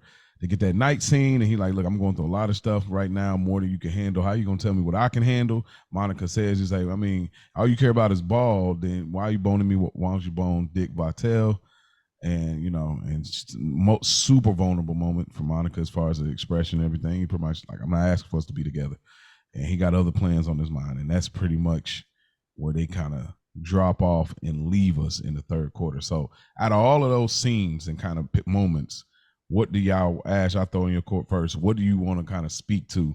Because obviously there's a lot of transitions. It started off one way and it ended another way. That same campus grass where it started, it ended in that same campus grass, and it's dark outside. So go ahead.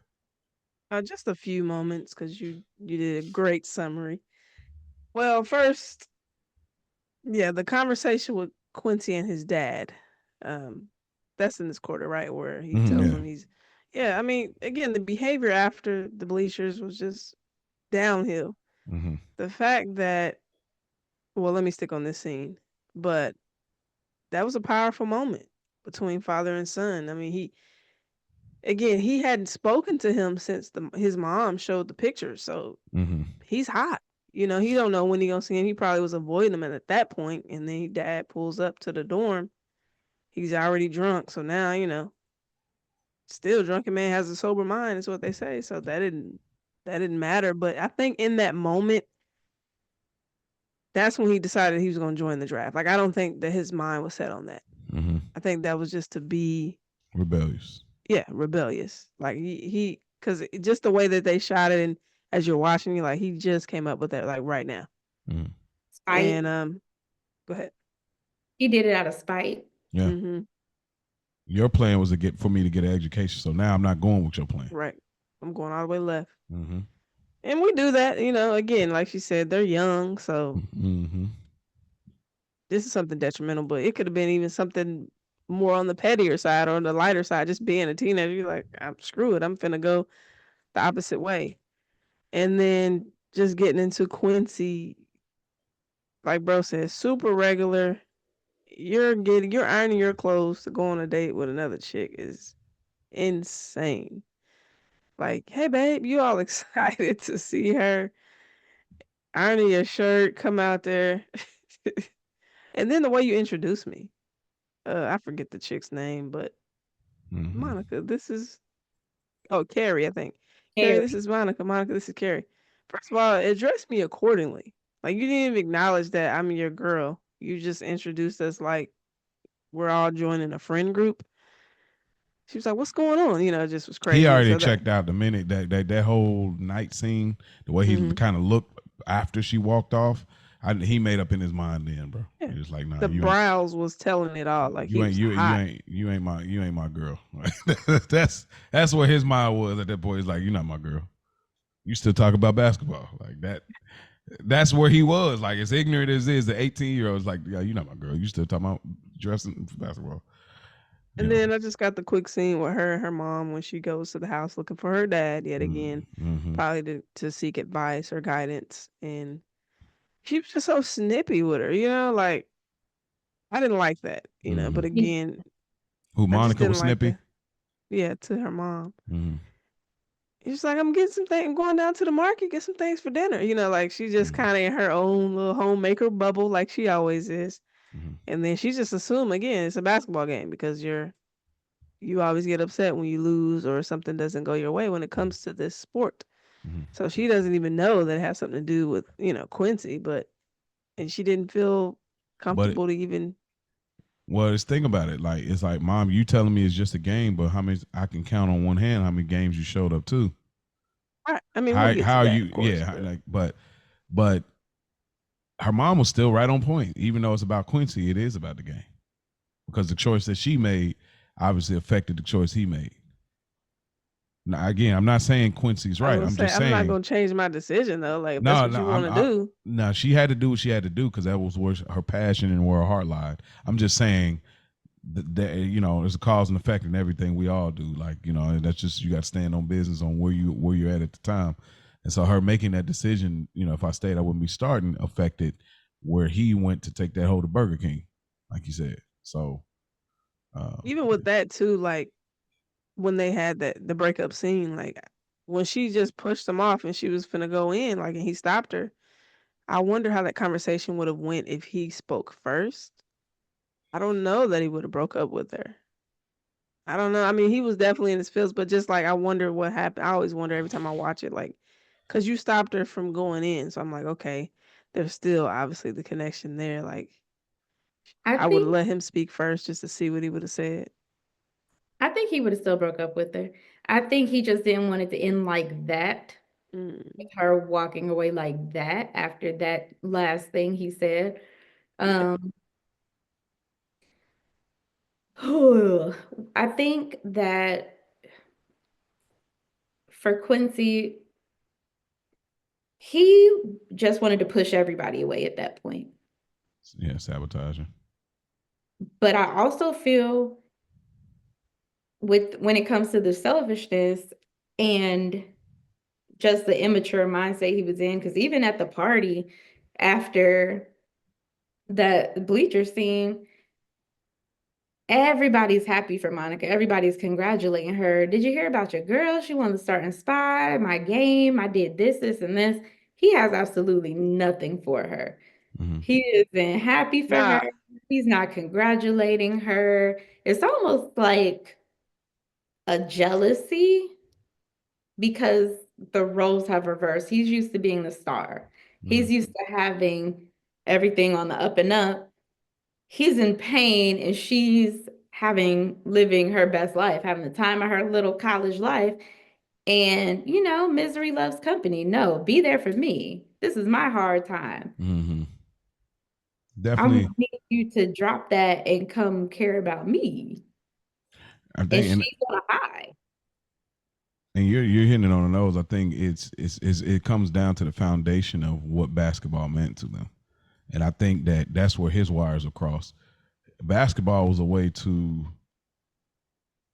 you know, to meet his father's approval, and when he realized that approval didn't matter anymore, basketball was just at the back burner. You know, and obviously we get a later scene when we get to this fourth quarter soon. But versus, you know, her is like, no, basketball, like that's her identity. He's like, that's who I am. And he couldn't fathom that fact. Like, you know, are you supposed to be there? He couldn't fathom that because his motivation for and inspiration for what basketball meant to him wasn't the same as it was for her. And that's why there was the confusion of like, he's like, you knew if I stayed, I wouldn't be starting. She's like, you of all people should know that. He's like, I wouldn't even, he's like, I wouldn't even ask you. You wouldn't even have to ask. Like, so they have a whole different understanding completely. You know what I mean? Him coming from having a supportive parent, and that was a way to bond versus her on the contrary, not really having her dad, but like not having the same kind of support as far as her mom, where it counts the most. And so that's a thing she clinged to. And their understanding, that's where the language in the wires really got crossed completely. Like I feel like when it comes to the language of basketball and loving basketball. There you go. There you have it. All right. Well, let's get into the last quarter. So Monica's overseas. Now, y'all, here's something I did. I got a translation app on my phone because a lot of people that I work with don't speak English. So I've been wanting to do this for the longest. I wanted to translate what the coach was saying. Because I mean, we're not supposed to, because that's like we're supposed to be like Monica, you know. But based on how I translated it said, well, at least a few things. It says every year after the season, I sit in my office and I get sick. And you know why I get sick? Because I know I have to go out and talk to them and tell them next year. But this year is next year. This year is next year. This is Roxy Malayo. El próximo. Yes, this is the championship all year as offense and defense of 30 points like this. Hallelujah, the fight. Get ready, ready, ready. So it was just a little Wow. thing. I just wanted to see how the app worked. I was trying to see, like, so you That's know, dope. yeah. So I always wonder what he said. That was good. I yeah, feel of like course. Ed from Good Burger. I know some of these words. Good callback. Good callback. That's good. I know some of these words. Can't wait to get there. But so pretty much Monica's overseas. She's hooping, and then she ends up meeting with Sigdra, and they go back and forth. And of course, Monica spanked her again. Got the championship trophy to go out for dinner. They're having a conversation, and this is where the basketball language is changing. She's like, "You ever think about going back?"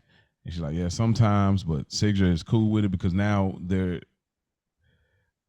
Sigdra is still in that I'm a ball player phase, but Monica is starting to realize there may be more to life. Quincy ended up obviously going to the NBA. He got injured. He's recovering. She ends up going back to the States. She visits, and they're having a really good intimate moment. But then they're also having this moment where they're clearly lying to each other.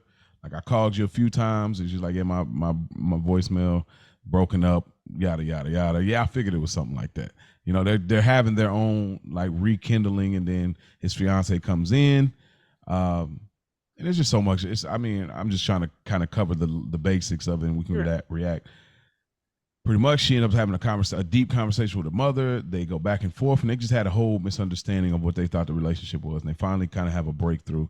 As far as the breakthrough, her mom's told her that I think he could do better, and I met you.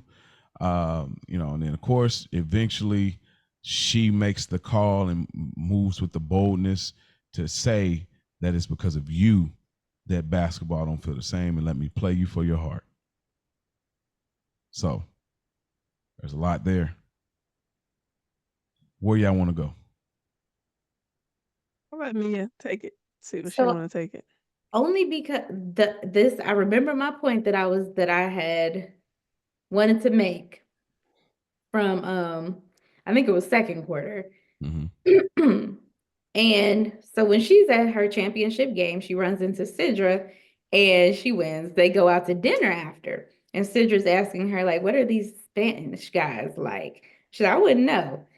Do you think that Monica spent that whole time not dating anybody? Like not being with anybody? Yep. I do. Mm-hmm. I think Quincy was her first, last, and the only.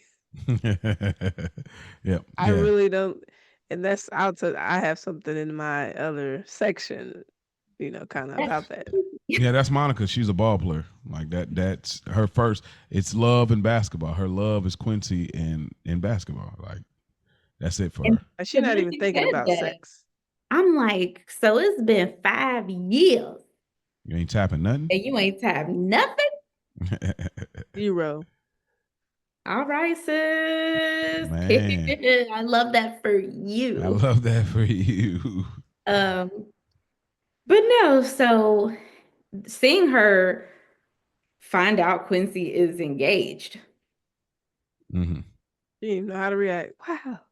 She just kept smiling. Wow. I'm so happy for you. What you That's thought? great. What you thought? You My just came home and shame. thought like, hey. Oh my God, congratulations.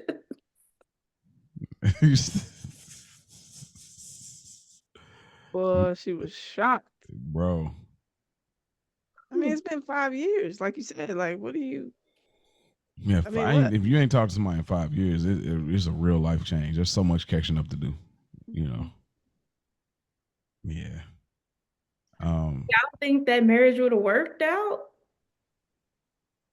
What? No. Oh, Monica and Quincy. No, it could Quincy, have with him and the Sarah. stewardess, but it could have, but it'd have been an unfulfilled marriage.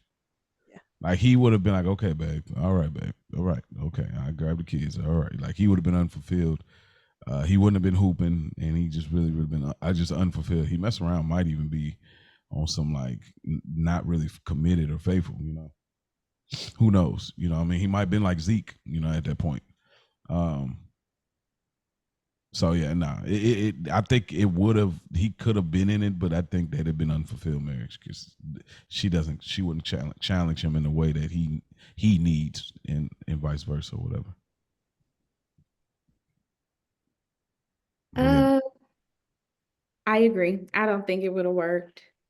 I think the love between him and Monica was just too strong. And I think people underestimate the understated way that Quincy expressed it because Monica was such a go-getter. It seemed like she was always going after Quincy, but I think he wasn't. I don't think for a second that there was ever a moment where he didn't love her. I think he just didn't know how to be as open about the mistakes he had made in the past and Mhm. how things ended between them. Yeah. But asking somebody to hoop for their heart is crazy. That's their love language. That's why I said that's the only reason it's not crazy is because that's Yeah. their love language. I would say the fact that he even agreed to do it is reason enough to believe that he still loved her. 'Cause Exactly. anybody would have been like, girl, no, I'm getting married in 2 weeks. I'm out of here. But he agreed to do it, which is come on. He needed her. Yeah, and I hate to put it this way, and especially in today's climate, but he was looking for her to save him out of the biggest mistake, like she said. He was really, it's like 2.0 from quarter three, where he was kind of looking for her to do that then. Now it's this occasion is coming. Monica's had a different perspective being overseas and coming back and wanting more out of life, like him going back to school. He's like, I'm thinking about trying something else, and um, her just putting it all on the line out there. It's like, bro, if not, I'll send you a wedding gift. So he was looking for that, and she really served that. And maybe he's seen his mother in her in some capacities. I didn't get to touch on it a little bit, but just like that, like, Mom, don't cry. Like, just saying that twice, but that second time, just knowing that I'm going to be the man now. Yeah. I'm the captain now. I'm the man in her life now. So, and then of course, we didn't mention, but Ash, you can jump in. Zeke, the Zeke visitation. Go ahead, Ash. Nah. What's a Nola? She was like, he's like, how you been? Happy. Mm-hmm. And he won't want to see you. Like, kept it a bean early. And if I'm Zeke, I'm looking at him like, oh yeah, okay, yeah. He ain't me. Don't do that. Because I looked at dude, I was like, yeah, all right, yeah. I mean, he probably needed some facial hair. Again, the naked face. Nah, he needed more than face. That hairline was. I mean, he probably could bald it and do the. Yeah. You know what I'm saying? But he need an Instagram barber. The enhancements, but yeah, put some no, sauce. but y'all. I mean, y'all touched on everything really. The part that kind of choked me up was the conversation with their mother, Monica and Camille. Okay. That was the part that kind of got me because shout out to Sanaa again, the facial, like, dude, she just be killing it. The emotion, the draw that she gives you, the pull. When she said it mattered, Mom, like the second it mattered, like, because again, you're so removed. Camille doesn't even understand, like, yeah, this is not your thing, but I'm your kid and this is what I'm into. So I want you to be there for me and, support me in my journey. We're all going to do things that we may not be into, but you still want to show that you care about what someone else cares about. Like Mia has been honing in on Quincy and his care for what Monica had going on. It's not always just about you and what you're interested in. So I think she had finally got it, after that. But also shout out to her mom for slapping her too, because you were being disrespectful and you can't be talking to your mom like that. So as soon as you come in, oh, they cursing their moms in Spain. Like, we don't do that. So she was getting real lippy, and so that's this is stuff she been wanting to say for years. Yeah, but you don't get that off of me. No, not in that kind of way. Like, yeah, like that draws. was crazy. But then, like, how quickly she goes into, I'm sorry. I was like, oh, You've seen the little girl immediately after the slap. Hmm. Just no different if you whoop your kids, if that's your preference, and they still want to come up under you, and you're the person that just whooped them because they know you love Yeah, them. You know what I mean? yeah, It's not. or whatever the This is disciplinary well. That's action why I said is. whatever And whatever I your Teach choice teach is. his own. there was just such a lack of understanding between Monica and her mom Yeah. Mm-hmm. Mhm. because there are women who live for taking care of their family. She loved Exactly. being there for her kids, for her husband, being a stay-at-home mom. Yeah, she had dreams of being a caterer, but something was more important to her after her kids were born. Mm-hmm. And Monica, because she was so ambitious and her passion, just couldn't understand that concept the same way her mom, Camille, couldn't understand how she could be so passionate about something like basketball. Mm-hmm. Mhm. And Yeah. I think that that was a great moment of them finally seeing each other Yeah. as people, like not just my mom, who I see this way, but seeing her not as my mom, but as a woman, and then me seeing my daughter finally for who she is and not who I wanted her to be or who I had expectations of her being. Mm-hmm. Yeah. Yeah. Wow. Yeah. That whole thing, you like, and she even brought back the high school thing. You know what I remember? Yeah. Just bringing that back, really like beautiful. And mom did need to step in more because that was something you were familiar with, as far as her being pretty and that type of thing. And Lena was more of like you know what I'm saying? So it's like, that whole thing is like, I mean, bro, like again, another, like I said, teary eyed moment too for me too. I ain't gonna get more into the scene. Just more than anything, it's like, bro, some stuff just still matters, bro. Hmm. Some stuff just still matter in this crazy, chaotic world. It still matters. If you tell me It I look does. nice, it still matters. It still matters to say you love me. It still matters to say you're proud of me. It still matters that you check whatever it is. Like it still matters, bro. You ain't never too far away, too old, too irrelevant, whatever you want to use for sake of distance. It still matters. So it's like, bro, I definitely got teary. I was about that close to dropping the tear on that one. Like that Yeah, hit that me. one. That got me like close, like real close. So so then I guess we what can be said? They play for, she plays for his heart, and pretty much he got the game in the bag. Well, she started off having the game in the bag, and then he take the knee brace off and he get into it, and I feel like this is a Quincy thing where I feel like he just had to let her know like Right. I'm the better ball player, but I don't really care that about this crap no more. But I gotta let you know because I feel like that was always still in there, and then of course the call back to quarter three where it's like you won because I let you win, and then doing this again, saying double or nothing to say that because she said like if I beat you, I can show you basically that like you're making the biggest mistake, and that double or nothing is saying that I and like even how the music changed. It's, you know what I mean? How it switches like to the teary eyes, like because I really did need to be rescued. I needed to come out of this. Because even 5 years later, like he still was lost in some sense. Because when his dad came by, he said, "Man, why couldn't you be the man you were trying to make me to be?" He's just like, I just couldn't. I just couldn't. And bro, if that ain't a real line, Real line. I that love was that. such a real line, bro. I said, because that's how we're gonna be with our kids. Some things about our kids, we can be like, "Well, Dad, why couldn't you?" I just couldn't. I love that. Don't make up nothing. Just Yeah. Yeah. It's Man. a lesson in seeing your parents as people. They're not just your parents. They're Mm-hmm. not perfect. They're gonna disappoint you. Mm-hmm. And you Zeke gotta is give grace because they're human beings. Zeke is such an interesting character. Like Mhm. very, very, Dennis. yeah, He's definitely caliber as well. yeah. Like man.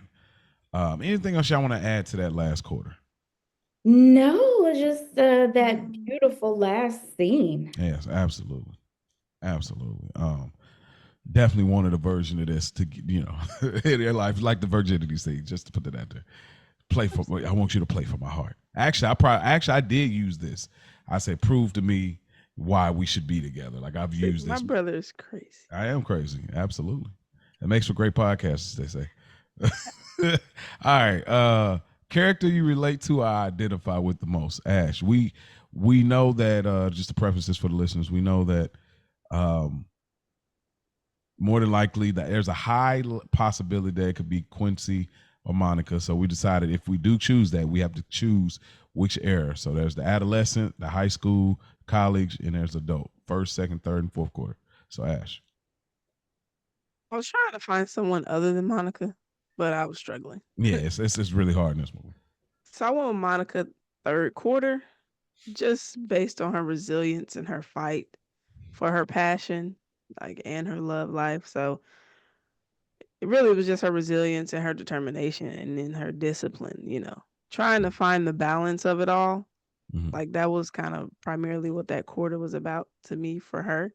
Mhm. And that's kind of like how I feel about things that I have going on, just trying to have a healthy balance and just, having resilience even in the toughest time. So I went with third quarter Monica.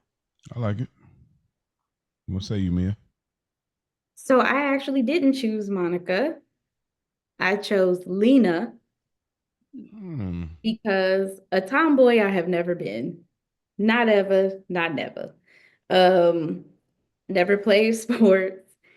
I did cheer, I did dance team in high school, I did ballet, I did that. So, and I'm an older sister, and my little sisters come to me for advice when it comes to men, school, everything. And I'm always, I try to be there, be supportive. Lena was at the games. I support my little sisters when I can, be there for them, see them all to their dances, help my little sister with her makeup for her homecoming, like those sort of things. I'm the one with the the babies.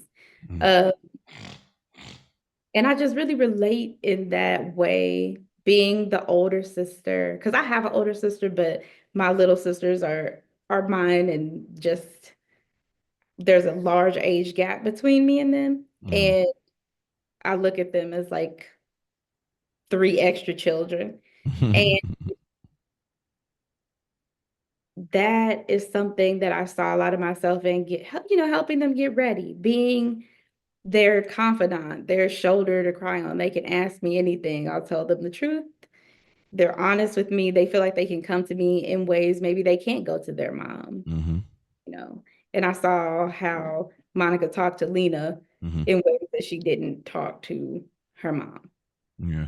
And shout out to Lena for staying for the whole game, even though she said she had to leave early for a study, but she stayed for the whole game when Monica played the championship game. So I did have third quarter Q at first, but the more I thought about it, I'm going fourth quarter Monica. Because it's like there's just even moving to Florida, like there you're going out to chase your dreams and what you were passionate about, what you really believe, but you'll have a Forrest Gump moment. You get so far down the road and you'll stop and turn around or even consider. And you realize it's like it don't feel the same because these said people are not around. This said group, this said village, this, that seriously, like it's like you have that realization set in and you realize nothing can substitute that. This ain't without that ingredient, it means the same. If I can't have Pop around I can't have my best friend around, whatever it is, like it don't mean nothing. It don't mean the same. You can move whatever you want in this world. If you don't have those people around that you care about, the things that you are passionate and you're trying to do ain't gonna mean a thing. You're gonna be miserable. And that resonated so strongly, not to mention obviously the it mattered scene. Just sometimes feeling misunderstood. And it's like, yo, that mattered to me, but yeah. So get the stepping. Ash, what character needs to get the stepping that you could do without? The teammate on Monica's college team that said, "Don't even trip, Mom. She's mad because she's bow-legged." Like I just felt like it was unnecessary. Yeah. That wasn't even a good comeback or any type of thing that made me feel better about her calling me sloppy seconds. Yeah. She can get the stepping. That's a good one. What say you, Mia G? Who needs to get the stepping? I wouldn't even thought about I wouldn't have even thought about that. I more so just chose somebody I didn't like. So I chose Shawnee Easton because I get the plot, the part she played in the plot, I guess, but she was irritating me. Mm, Didn't like her. doing too much. Okay. For me, I got Q's roommates. I It was so unnecessary. It's like y'all laugh. What is so funny, bro? They're No, childish. you stay. I'll leave it. Like No, college boys think that's funny. Oh, your boy just got hemmed up by his maybe girl. I guess so, but it was just like it felt so corny. It felt corny even as a kid to me. I'm like, bro, y'all laughing way too hard. It ain't that funny, bro. But yeah, the roommates we could have did without. We didn't even need them. Ash, your favorite song in the movie? To go with Maxwell, Woman's Work, beautiful song, perfect Mm. scene for the song. And I mean, but a strong second though was that one at the very end. That you made a You fool of made a me. fool of me. Her name is Michelle and some long name that I can't pronounce. Mm-hmm. But that is a strong second for me. Like, and it probably has to do with the scene also. Yeah, So it's all tied into the scene it's for so sure. good. But definitely had to go with Maxwell. Okay. What say you, Mia? Shaka Khan, Sweet Thing, right at the beginning of the movie, because Yeah. that's just one of my favorite songs. And it just set a nice little sweet tone for this little childhood love that they were gonna go off onto. And then I had a second, which was I Want to Be Your Man by Roger and Zapp. It's funny you Because it's mentioned just that. smooth. That's my number one. Oh. That I Want to Be Your Man. Like I love when a guy could be just like straightforward and vulnerable. I love subtlety and flirtation in music and shows, film. I love that. It's like that, but there's moments to be straightforward, and that was like just a straightforward. I want to be your man. He's singing all that, and then like how the scene is going together, like the look he's doing, whatever, undressing her metaphorically.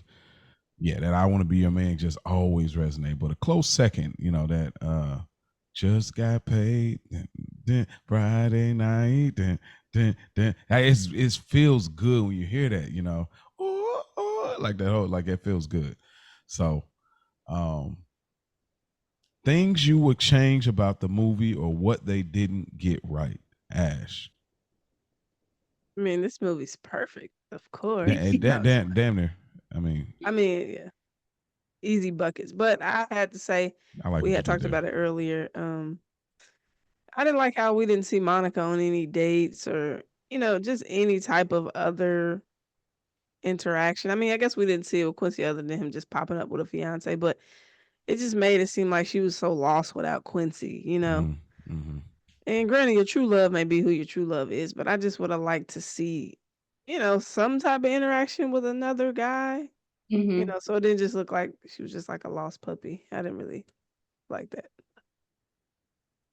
I didn't have any notes, but I agree with Ash. Like, it seemed, I feel like if anything, that's kind of what made people feel like it was kind of one-sided. Like she was just a socially awkward person that didn't know how to do anything outside of not basketball. even that, because you see her partying in college. It's just more so that she's so stuck on Quincy, but Quincy, he goes on other dates. He's been with other girls. He gets engaged, and it seems like she just is just solely focused completely on him, and she doesn't have any other, or you don't even see anybody pursuing her who she even gets a chance to reject. Fair. It's That's like fair. she's just Yeah, y'all seen that look when she lost her virginity when he got to? No, I'm just playing.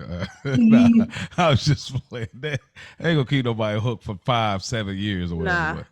But anyway, that's good though. Yeah, that's a great point. For me, first quarter should have been longer. It just I would have liked more time with in the adolescent stage. We just didn't get a lot of that. We get enough that it sells it later, but I would have liked to see a little bit more of that to just connect it all together. My other thing that I would change, how how can Monica's family afford to be in the same neighborhood as an NBA player? That just he's a banker. And then why did they go to Crenshaw High School? Didn't make sense to me. It's like y'all got money. Why y'all going to Crenshaw? That's the hood of hoods. Yes. Please So explain to me. I lived in LA for a time. Crenshaw was not. This girl.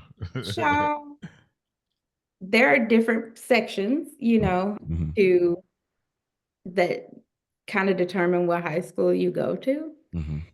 And the whole Crenshaw district isn't bad. And then, you got to remember this is back in the day. It may have been different back then. Yeah, 90s, 2000 LA. Yeah. No, that was the 80s. Oh, yeah, I forgot this is taking place. Well, I thought it was like at 93 or something at that point. Out in there, it was the 80s. Okay. And I think her dad might have been like could you see like his picture up on the wall? He's like up like there. a wig, like an executive. I don't know. Mhm. And then the cost of living and what the NBA salaries were back there were probably closer to what they are now. Because, wasn't Magic Johnson the one to get the first really big NBA contract in the first place? So Zeke probably wasn't making what the NBA players make now. I see what you did. It make a lot of sense. You did you threw the cape on, but I think you make a lot of sense. I ain't gonna say you threw the whole cape on, but you definitely opened the closet door for a second. I say, you about to put the cape on.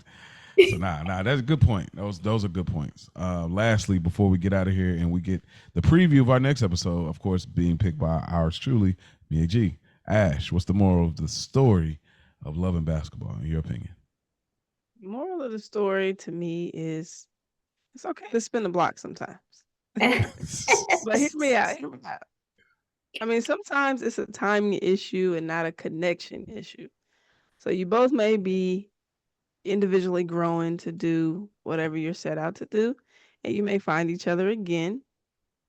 My husband and I are a prime example. We dated in 2019, and the timing just wasn't right. And he spent the block, grabbed me up.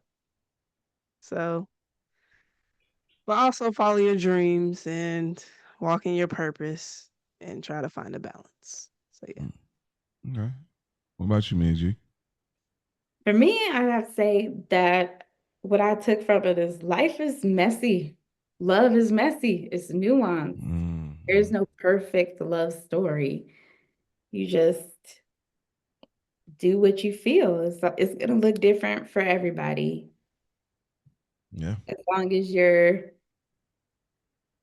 being true to yourself, honoring yourself, that's all that really matters. It doesn't have to look right or perfect to anybody else.